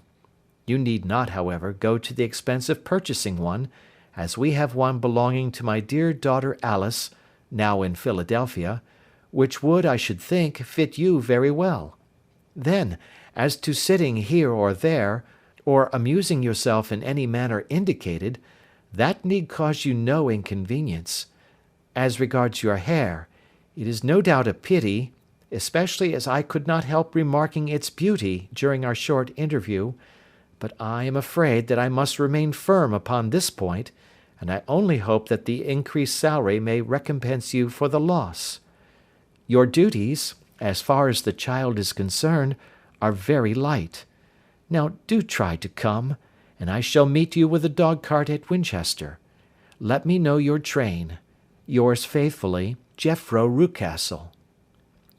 That is the letter which I have just received, Mr. Holmes, and my mind is made up that I will accept it. I thought, however, that before taking the final step I should like to submit the whole matter to your consideration. Well, Miss Hunter, if your mind is made up, that settles the question, said Holmes, smiling. But you would not advise me to refuse? I confess that it is not the situation which I should like to see a sister of mine apply for. What is the meaning of it all, Mr. Holmes? Ah, I have no data. I cannot tell. Perhaps you have yourself formed some opinion? Well, There seems to me to be only one possible solution. Mr. Rucastle seemed to be a very kind, good-natured man. Is it not possible that his wife is a lunatic, that he desires to keep the matter quiet for fear she should be taken to an asylum, and that he humours her fancies in every way in order to prevent an outbreak? That is a possible solution. In fact, as matters stand, it is the most probable one. But in any case it does not seem to be a nice household for a young lady. But the money, Mr. Holmes, the money! Well, yes, of course the pay is good. Too good. That is what makes me uneasy. Why should they give you £120 a year, when they could have their pick for £40? There must be some strong reason behind. I thought that if I told you the circumstances, you would understand afterwards if I wanted your help. I should feel so much stronger if I felt that you were at the back of me. Oh, you may carry that feeling away with you. I assure you that your little problem promises to be the most interesting which has come my way for some months. There is something distinctly novel about some of the features. If you should find yourself in doubt or in danger— Danger? What danger do you foresee? Holmes shook his head gravely. It would cease to be a danger if we could define it, said he. But at any time, day or night, a telegram would bring me down to your help. That is enough. She rose briskly from her chair with the anxiety all swept from her face. I shall go down to Hampshire quite easy in my mind now. I shall write to Mr. Rucastle at once, sacrifice my poor hair to-night, and start for Winchester to-morrow. With a few grateful words to Holmes, she bade us both good night and bustled off upon her way. At least, said I, as we heard her quick, firm steps descending the stairs, she seems to be a young lady who is very well able to take care of herself. And she would need to be, said Holmes gravely. I am much mistaken if we do not hear from her before many days are past. It was not very long before my friend's prediction was fulfilled. A fortnight went by, during which I frequently found my thoughts turning in her direction, and wondering what strange side alley of human experience this lonely woman had strayed into. The unusual salary, the curious conditions, the light duties, all pointed to something abnormal, though whether a fad or a plot, or whether the man was a philanthropist or a villain, it was quite beyond my powers to determine. As to Holmes, I observed that he sat frequently for half an hour on end, with knitted brows and an abstracted air, but he swept the matter away with a wave of his hand when I mentioned it. Data, data, data, he cried impatiently. I can't make bricks without clay.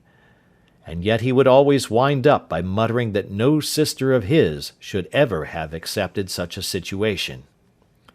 The telegram which we eventually received came late one night, just as I was thinking of turning in, and Holmes was settling down to one of those all-night chemical researches which he frequently indulged in, when I would leave him stooping over a retort and a test tube at night, and find him in the same position when I came down to breakfast in the morning. He opened the yellow envelope, and then, glancing at the message, threw it across to me. Just look up the trains in Bradshaw, said he, and turned back to his chemical studies. The summons was a brief and urgent one. Please be at the Black Swan Hotel at Winchester at midday tomorrow, it said. Do come. I am at my wit's end. Hunter. Will you come with me? Asked Holmes, glancing up. I should wish to.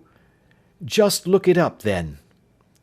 There is a train at 9:30, said I, glancing over my Bradshaw. It is due at Winchester at 11:30. That will do nicely. Then perhaps I had better postpone my analysis of the acetones, as we may need to be at our best in the morning. By 11 o'clock the next day we were well upon our way to the old English capital. Holmes had been buried in the morning papers all the way down, but after we had passed the Hampshire border he threw them down, and began to admire the scenery. It was an ideal spring day, A light blue sky, flecked with little fleecy white clouds drifting across from west to east. The sun was shining very brightly, and yet there was an exhilarating nip in the air, which set an edge to a man's energy. All over the countryside, away to the rolling hills around Aldershot, the little red and grey roofs of the farmsteadings peeped out from amid the light green of the new foliage. "Are they not fresh and beautiful?" I cried with all the enthusiasm of a man fresh from the fogs of Baker Street. But Holmes shook his head gravely. "Do you know, Watson," said he, "that it is one of the curses of a mind with a turn like mine, that I must look at everything with reference to my own special subject. You look at these scattered houses, and you are impressed by their beauty.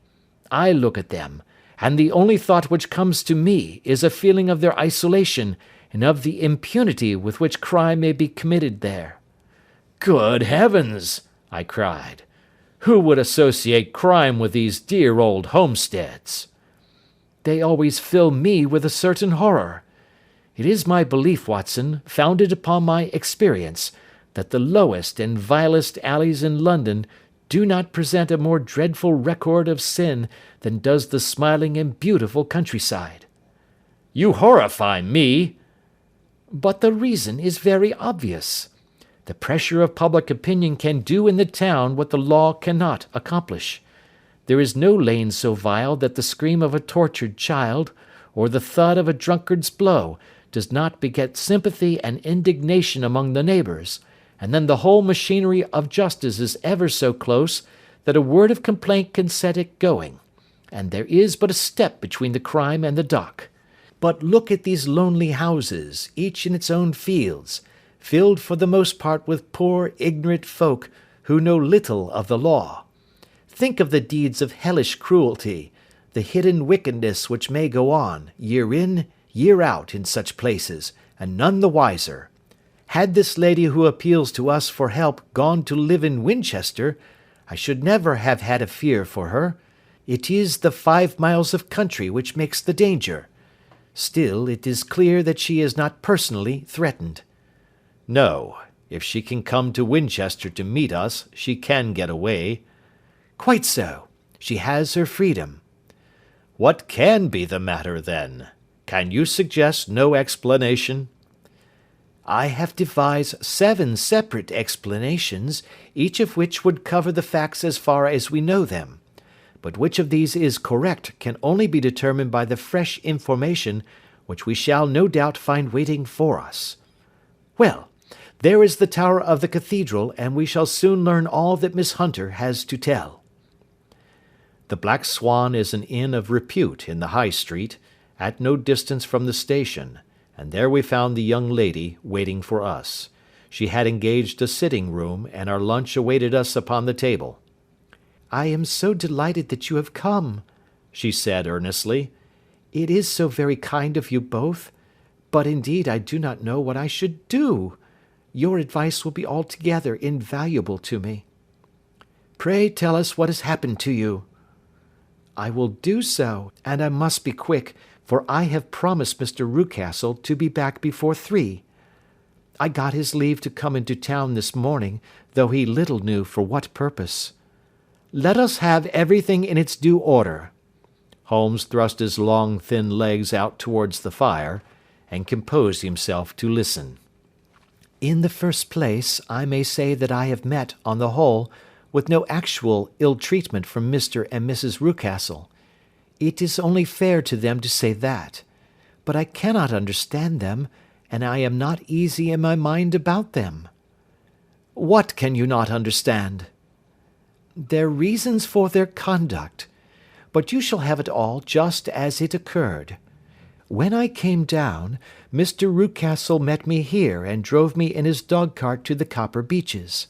It is, as he said, beautifully situated, but it is not beautiful in itself, for it is a large square block of a house, whitewashed, but all stained and streaked with damp and bad weather.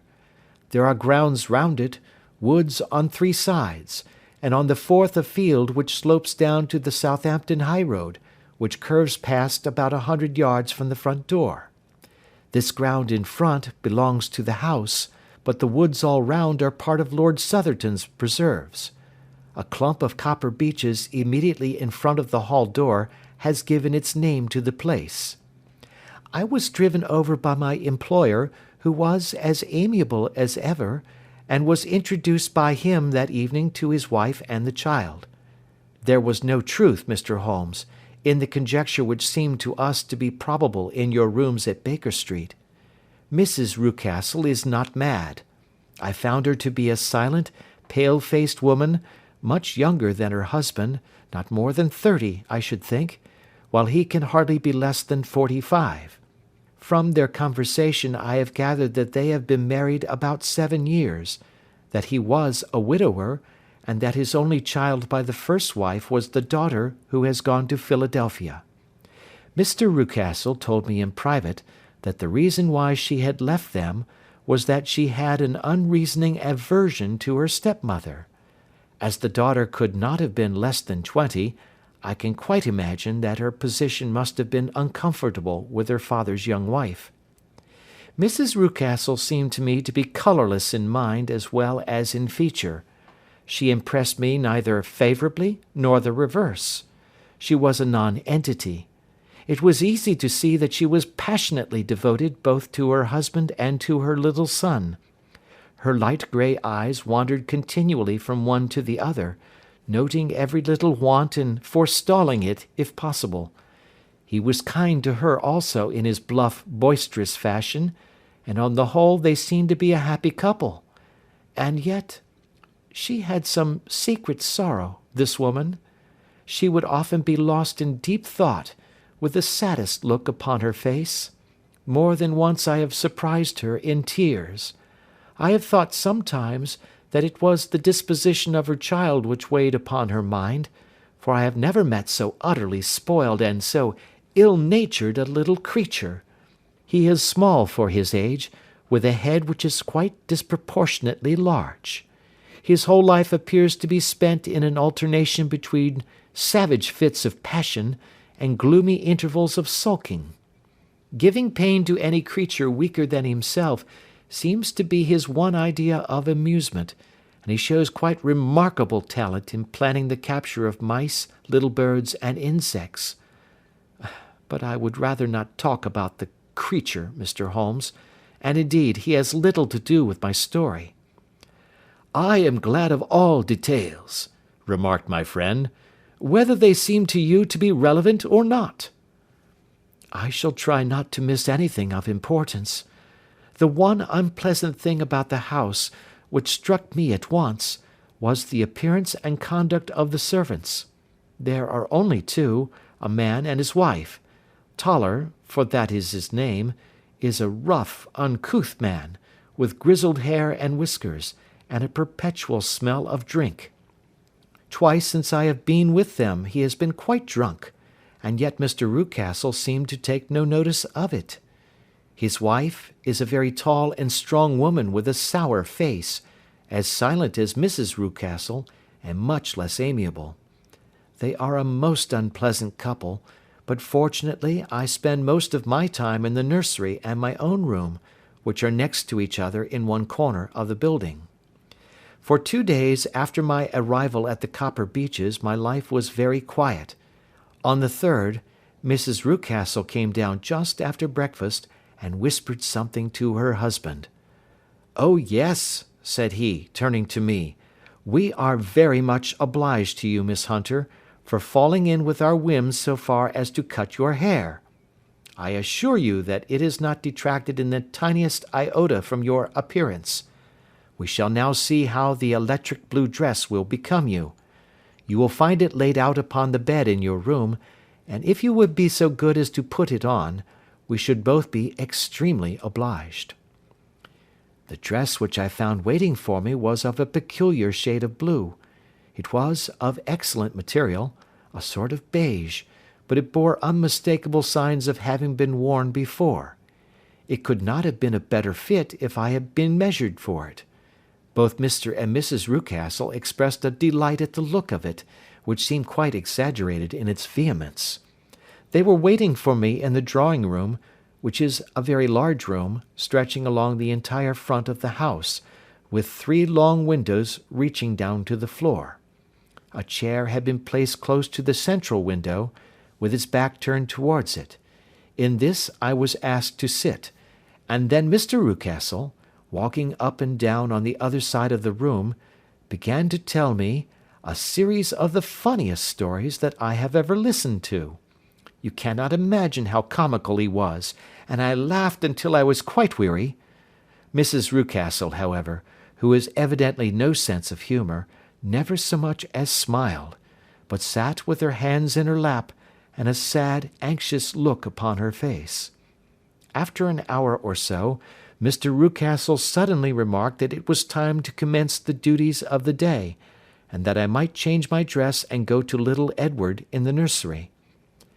2 days later the same performance was gone through under exactly similar circumstances. Again I changed my dress, again I sat in the window, and again I laughed very heartily at the funny stories of which my employer had an immense repertoire, and which he told inimitably. Then he handed me a yellow-backed novel, and moving my chair a little sideways, that my own shadow might not fall upon the page, he begged me to read aloud to him. I read for about 10 minutes, beginning in the heart of a chapter, and then suddenly, in the middle of a sentence, he ordered me to cease and to change my dress. You can easily imagine, Mr. Holmes, how curious I was as to what the meaning of this extraordinary performance could possibly be. They were always very careful, I observed, to turn my face away from the window, so that I became consumed with the desire to see what was going on behind my back. At first it seemed to be impossible, but I soon devised a means. My hand mirror had been broken, so a happy thought seized me, and I concealed a piece of the glass in my handkerchief. On the next occasion, in the midst of my laughter, I put my handkerchief up to my eyes, and was able with a little management to see all that there was behind me. I confess that I was disappointed. There was nothing. At least, that was my first impression. At the second glance, however, I perceived that there was a man standing in the Southampton Road, a small bearded man in a grey suit, who seemed to be looking in my direction. The road is an important highway, and there are usually people there. This man, however, was leaning against the railings which bordered our field, and was looking earnestly up. I lowered my handkerchief, and glanced at Mrs. Rucastle to find her eyes fixed upon me with a most searching gaze. She said nothing, but I am convinced that she had divined that I had a mirror in my hand, and had seen what was behind me. She rose at once. "Jethro," said she, "there is an impertinent fellow upon the road there who stares up at Miss Hunter." "No friend of yours, Miss Hunter?" he asked. "No, I know no one in these parts." "Dear me, how very impertinent! Kindly turn round and motion to him to go away." "Surely it would be better to take no notice." "No, no, we should have him loitering here always. Kindly turn round and wave him away like that." I did as I was told, and at the same instant Mrs. Rucastle drew down the blind. That was a week ago, and from that time I have not sat again in the window, nor have I worn the blue dress, nor seen the man in the road. "Pray continue," said Holmes. "Your narrative promises to be a most interesting one." "You will find it rather disconnected, I fear, and there may prove to be little relation between the different incidents of which I speak. On the very first day that I was at the Copper Beeches, Mr. Rucastle took me to a small outhouse which stands near the kitchen door. As we approached it, I heard the sharp rattling of a chain, and the sound as of a large animal moving about. "Look in here," said Mr. Rucastle, showing me a slit between 2 planks. "Is he not a beauty?" I looked through and was conscious of 2 glowing eyes, and of a vague figure huddled up in the darkness. "Don't be frightened," said my employer, laughing at the start which I had given. "It's only Carlo, my mastiff. I call him mine, but really old Toller, my groom, is the only man who can do anything with him. We feed him once a day, and not too much then, so that he is always as keen as mustard. Toller lets him loose every night, and God help the trespasser whom he lays his fangs upon. For goodness sake, don't you ever, on any pretext, set your foot over the threshold at night, for it's as much as your life is worth." The warning was no idle one, for 2 nights later I happened to look out of my bedroom window about 2 o'clock in the morning. It was a beautiful moonlight night, and the lawn in front of the house was silvered over and almost as bright as day. I was standing, wrapped in the peaceful beauty of the scene, when I was aware that something was moving under the shadow of the copper beeches. As it emerged into the moonshine, I saw what it was. It was a giant dog, as large as a calf, tawny tinted, with hanging jowl, black muzzle, and huge projecting bones. It walked slowly across the lawn and vanished into the shadow upon the other side. That dreadful sentinel sent a chill to my heart which I do not think that any burglar could have done. And now I have a very strange experience to tell you.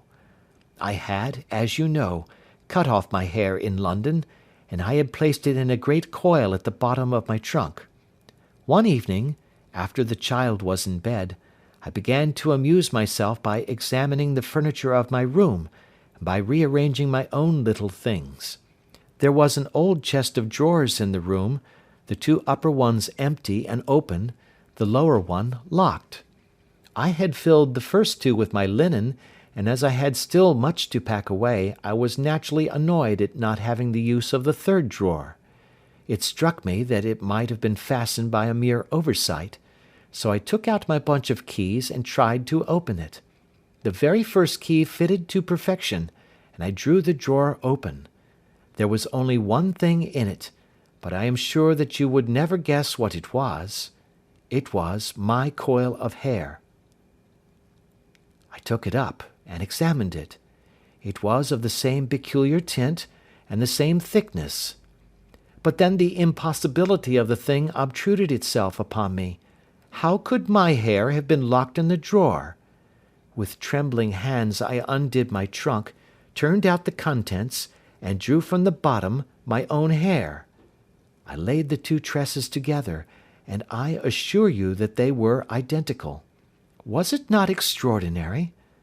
Puzzle as I would, I could make nothing at all of what it meant. I returned the strange hair to the drawer, and I said nothing of the matter to the Rucastles, as I felt that I had put myself in the wrong by opening a drawer which they had locked. I am naturally observant, as you may have remarked, Mr. Holmes, and I soon had a pretty good plan of the whole house in my head. There was one wing, however, which appeared not to be inhabited at all. A door which faced that which led into the quarters of the Tollers opened into this suite, but it was invariably locked. One day, however, as I ascended the stair, I met Mr. Rucastle coming out through this door, his keys in his hand, and a look on his face which made him a very different person to the round, jovial man to whom I was accustomed. His cheeks were red, his brow was all crinkled with anger, and the veins stood out at his temples with passion. He locked the door, and hurried past me without a word or a look. This aroused my curiosity, so when I went out for a walk in the grounds with my charge, I strolled round to the side from which I could see the windows of this part of the house. There were 4 of them in a row, 3 of which were simply dirty, while the 4th was shattered up. They were evidently all deserted. As I strolled up and down, glancing at them occasionally, Mr. Rucastle came out to me, looking as merry and jovial as ever. "Ah," said he, "you must not think me rude if I passed you without a word, my dear young lady." I was preoccupied with business matters. I assured him that I was not offended. "By the way," said I, "you seem to have quite a suite of spare rooms up there, and one of them has the shutters up." He looked surprised, and, as it seemed to me, a little startled at my remark. "Photography is one of my hobbies," said he. "I have made my dark room up there. But, dear me, what an observant young lady we have come upon! Who would have believed it? Who would have ever believed it?" He spoke in a jesting tone, but there was no jest in his eyes as he looked at me. I read suspicion there and annoyance, but no jest. Well, Mr. Holmes, from the moment that I understood that there was something about that suite of rooms which I was not to know, I was all on fire to go over them. It was not mere curiosity, though I have my share of that. It was more a feeling of duty, a feeling that some good might come from my penetrating to this place. They talk of woman's instinct. Perhaps it was woman's instinct which gave me that feeling. At any rate, it was there, and I was keenly on the lookout for any chance to pass the forbidden door. It was only yesterday that the chance came. I may tell you that, besides Mr. Rucastle, both Toller and his wife find something to do in these deserted rooms, and I once saw him carrying a large black linen bag with him through the door. Recently he has been drinking hard, and yesterday evening he was very drunk, and when I came upstairs there was the key in the door. I have no doubt at all that he had left it there. Mr. and Mrs. Rucastle were both downstairs, and the child was with them, so that I had an admirable opportunity. I turned the key gently in the lock, opened the door, and slipped through. There was a little passage in front of me, unpapered and uncarpeted, which turned at a right angle at the farther end. Round this corner were 3 doors in a line, the first and third of which were open. They each led into an empty room, dusty and cheerless, with 2 windows in the one and one in the other, so thick with dirt that the evening light glimmered dimly through them. The centre door was closed, and across the outside of it had been fastened one of the broad bars of an iron bed, padlocked at one end to a ring in the wall, and fastened at the other with stout cord. The door itself was locked as well, and the key was not there. This barricaded door corresponded clearly with the shuttered window outside, and yet I could see by the glimmer from beneath it that the room was not in darkness. Evidently there was a skylight which let in light from above. As I stood in the passage gazing at the sinister door and wondering what secret it might veil, I suddenly heard the sound of steps within the room, and saw a shadow pass backward and forward against the little slit of dim light which shone out from under the door. A mad, unreasoning terror rose up in me at the sight, Mr. Holmes. My overstrung nerves failed me suddenly, and I turned and ran as though some dreadful hand were behind me clutching at the skirt of my dress. I rushed down the passage, through the door, and straight into the arms of Mr. Rucastle, who was waiting outside. "So," said he, smiling, "it was you, then. I thought that it must be when I saw the door open." "Oh, I am so frightened," I panted. My dear young lady, you cannot think how caressing and soothing his manner was. And what has frightened you, my dear young lady?" But his voice was just a little too coaxing. He overdid it. I was keenly on my guard against him. "I was foolish enough to go into the empty wing," I answered, "but it is so lonely and eerie in this dim light that I was frightened and ran out again. Oh, it is so dreadfully still in there." "Only that?" said he, looking at me keenly. "Why, what did you think?" I asked. "Why do you think that I locked this door?" "I am sure that I do not know." "It is to keep people out who have no business there. Do you see?" He was still smiling in the most amiable manner. "I am sure if I had known—" "Well then, you know now. And if you ever put your foot over that threshold again—" Here in an instant the smile hardened into a grin of rage, and he glared down at me with the face of a demon. "I'll throw you to the mastiff."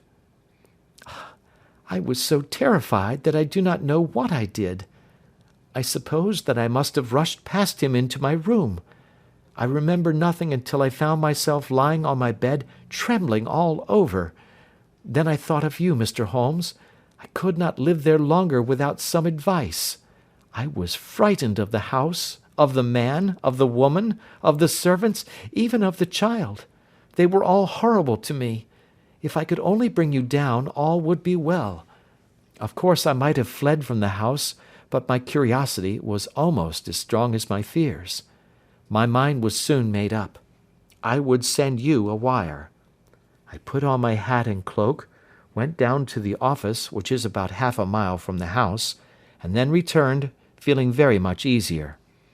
A horrible doubt came into my mind as I approached the door, lest the dog might be loose, but I remembered that Toller had drunk himself into a state of insensibility that evening, and I knew that he was the only one in the household who had any influence with the savage creature, or who would venture to set him free. I slipped in safety, and lay awake half the night in my joy at the thought of seeing you. I had no difficulty in getting leave to come into Winchester this morning, but I must be back before 3 o'clock, for Mr. and Mrs. Rucastle are going on a visit, and will be away all the evening, so that I must look after the child. Now I have told you all my adventures, Mr. Holmes, and I should be very glad if you could tell me what it all means, and above all, what I should do. Holmes and I had listened spellbound to this extraordinary story. My friend rose now and paced up and down the room, his hands in his pockets, and an expression of the most profound gravity upon his face. "Is Toller still drunk?" he asked. "Yes, I heard his wife tell Mrs. Rucastle that she could do nothing with him." "That is well. And the Rucastles go out to-night?" "Yes." "Is there a cellar with a good strong lock?" "Yes, the wine cellar." "You seem to me to have acted all through this matter like a very brave and sensible girl, Miss Hunter. Do you think that you could perform one more feat? I should not ask it of you if I did not think you a quite exceptional woman." "I will try. What is it?" "We shall be at the Copper Beeches by 7 o'clock, my friend and I. The Rucastles will be gone by that time, and Toller will, we hope, be incapable. There only remains Mrs. Toller, who might give the alarm. If you could send her into the cellar on some errand, and then turn the key upon her, you would facilitate matters immensely." "I will do it." "Excellent.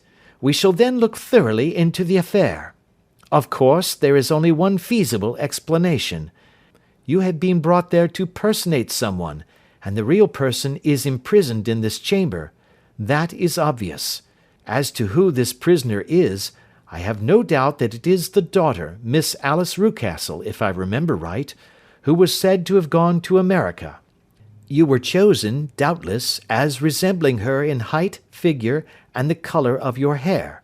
Hers had been cut off, very possibly in some illness through which she has passed, and so of course yours had to be sacrificed also. By a curious chance you came upon her tresses. The man in the road was undoubtedly some friend of hers, possibly her fiancé, and no doubt, as you wore the girl's dress and were so like her, he was convinced from your laughter, whenever he saw you, and afterwards from your gesture, that Miss Rucastle was perfectly happy, and that she no longer desired his attentions. The dog is let loose at night to prevent him from endeavouring to communicate with her. So much is fairly clear. The most serious point in the case is the disposition of the child." "What on earth has that to do with it?" I ejaculated. "My dear Watson, you as a medical man are continually gaining light as to the tendencies of a child by the study of the parents. Don't you see that the converse is equally valid? I have frequently gained my first real insight into the character of parents by studying their children. This child's disposition is abnormally cruel, merely for cruelty's sake, and whether he derives this from his smiling father, as I should suspect, or from his mother, it bodes evil for the poor girl who is in their power." "I am sure that you are right, Mr. Holmes," cried our client. "A thousand things come back to me which make me certain that you have hit it. Oh, let us lose not an instant in bringing help to this poor creature. We must be circumspect, for we are dealing with a very cunning man. We can do nothing until 7 o'clock. At that hour we shall be with you, and it will not be long before we solve the mystery." We were as good as our word, for it was just 7 when we reached the Copper Beeches, having put up our trap at a wayside public-house. The group of trees, with their dark leaves shining like burnished metal in the light of the setting sun, were sufficient to mark the house, even had Miss Hunter not been standing smiling on the doorstep. "Have you managed it?" asked Holmes. A loud thudding noise came from somewhere downstairs. "That is Mrs. Toller in the cellar," said she. "Her husband lies snoring on the kitchen rug. Here are his keys, which are the duplicates of Mr. Rucastle's." "You have done well indeed," cried Holmes with enthusiasm. "Now lead the way, and we shall soon see the end of this black business." We passed up the stair, unlocked the door, followed on down a passage, and found ourselves in front of the barricade which Miss Hunter had described. Holmes cut the cord and removed the transverse bar. Then he tried the various keys in the lock, but without success. No sound came from within, and at the silence Holmes's face clouded over.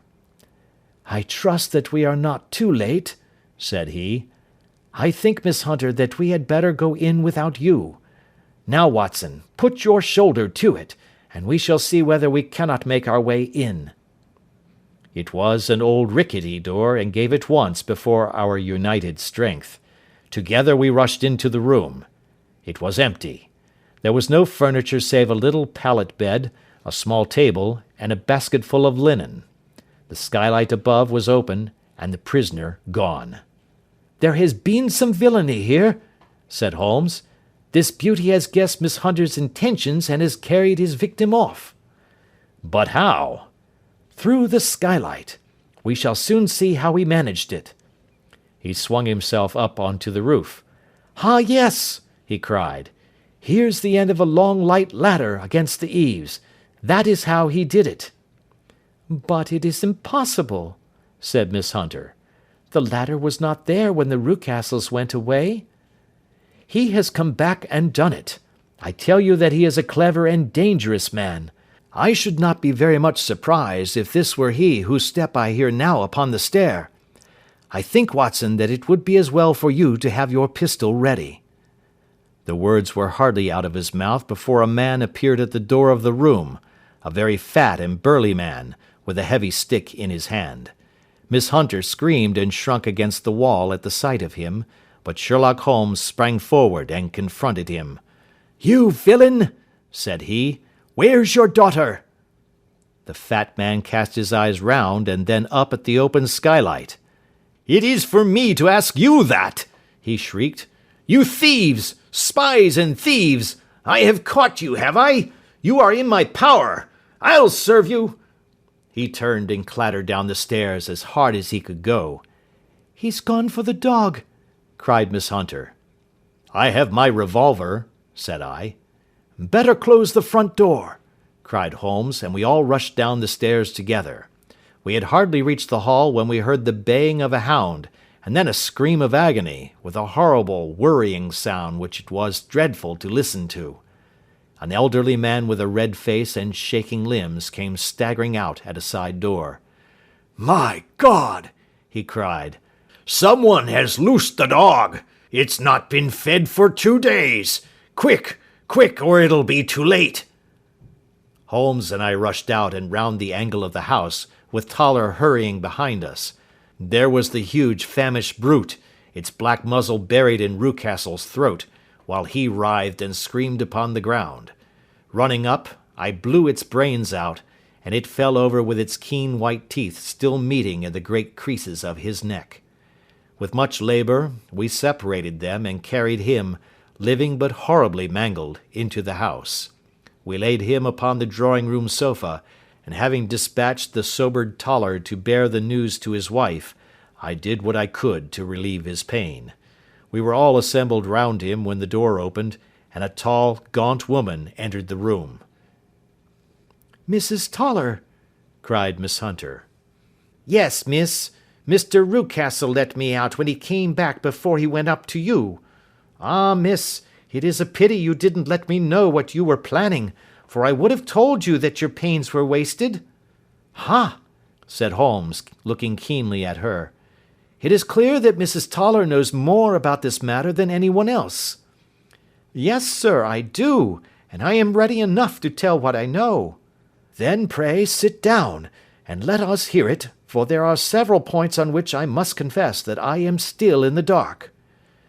"I will soon make it clear to you," said she, "and I'd have done so before now if I could have got out of the cellar. If there's police court business over this, you'll remember that I was the one that stood your friend, and that I was Miss Alice's friend too. She was never happy at home, Miss Alice wasn't, from the time that her father married again. She was slighted like and had no say in anything, but it never really became bad for her until after she met Mr. Fowler at a friend's house. As well as I could learn, Miss Alice had rights of her own by will, but she was so quiet and patient she was, that she never said a word about them but just left everything in Mr. Rucastle's hands. He knew he was safe with her, but when there was a chance of a husband coming forward who would ask for all that the law would give him, then her father thought it time to put a stop on it. He wanted her to sign a paper, so that whether she married or not, he could use her money. When she wouldn't do it, he kept on worrying her until she got brain fever, and for 6 weeks was at death's door. Then she got better at last, all worn to a shadow, and with her beautiful hair cut off. But that didn't make no change in her young man, and he stuck to her as true as men could be." "Ah," said Holmes, "I think that what you have been good enough to tell us makes the matter fairly clear, and that I can deduce all that remains. Mr. Rucastle, then, I presume, took to the system of imprisonment?" "Yes, sir." "And brought Miss Hunter down from London, in order to get rid of the disagreeable persistence of Mr. Fowler?" "That was it, sir. But Mr. Fowler being a persevering man, as a good seaman should be, blockaded the house, and having met you, succeeded by certain arguments, metallic or otherwise, in convincing you that your interests were the same as his." "Mr. Fowler was a very kind-spoken, free-handed gentleman," said Mrs. Toller serenely. "And in this way he managed that your good man should have no want of drink, and that a ladder should be ready at the moment when your master had gone out." "You have it, sir, just as it happened." "I am sure we owe you an apology, Mrs. Toller," said Holmes, "for you have certainly cleared up everything which puzzled us. And here comes the country surgeon and Mrs. Rucastle. So I think, Watson, that we had best escort Miss Hunter back to Winchester, as it seems to me that our locus standi now is rather a questionable one." And thus was solved the mystery of the sinister house with the copper beeches in front of the door. Mr. Rucastle survived, but was always a broken man, kept alive solely through the care of his devoted wife. They still live with their old servants, who probably know so much of Rucastle's past life that he finds it difficult to part from them. Mr. Fowler and Miss Rucastle were married, by special license, in Southampton the day after their flight, and he is now the holder of a government appointment in the island of Mauritius. As to Miss Violet Hunter, my friend Holmes, rather to my disappointment, manifested no further interest in her when once she had ceased to be the centre of one of his problems, and she is now the head of a private school at Walsall, where I believe that she has met with considerable success. That is the end of our adventure number 12, and we thank you for listening to our book.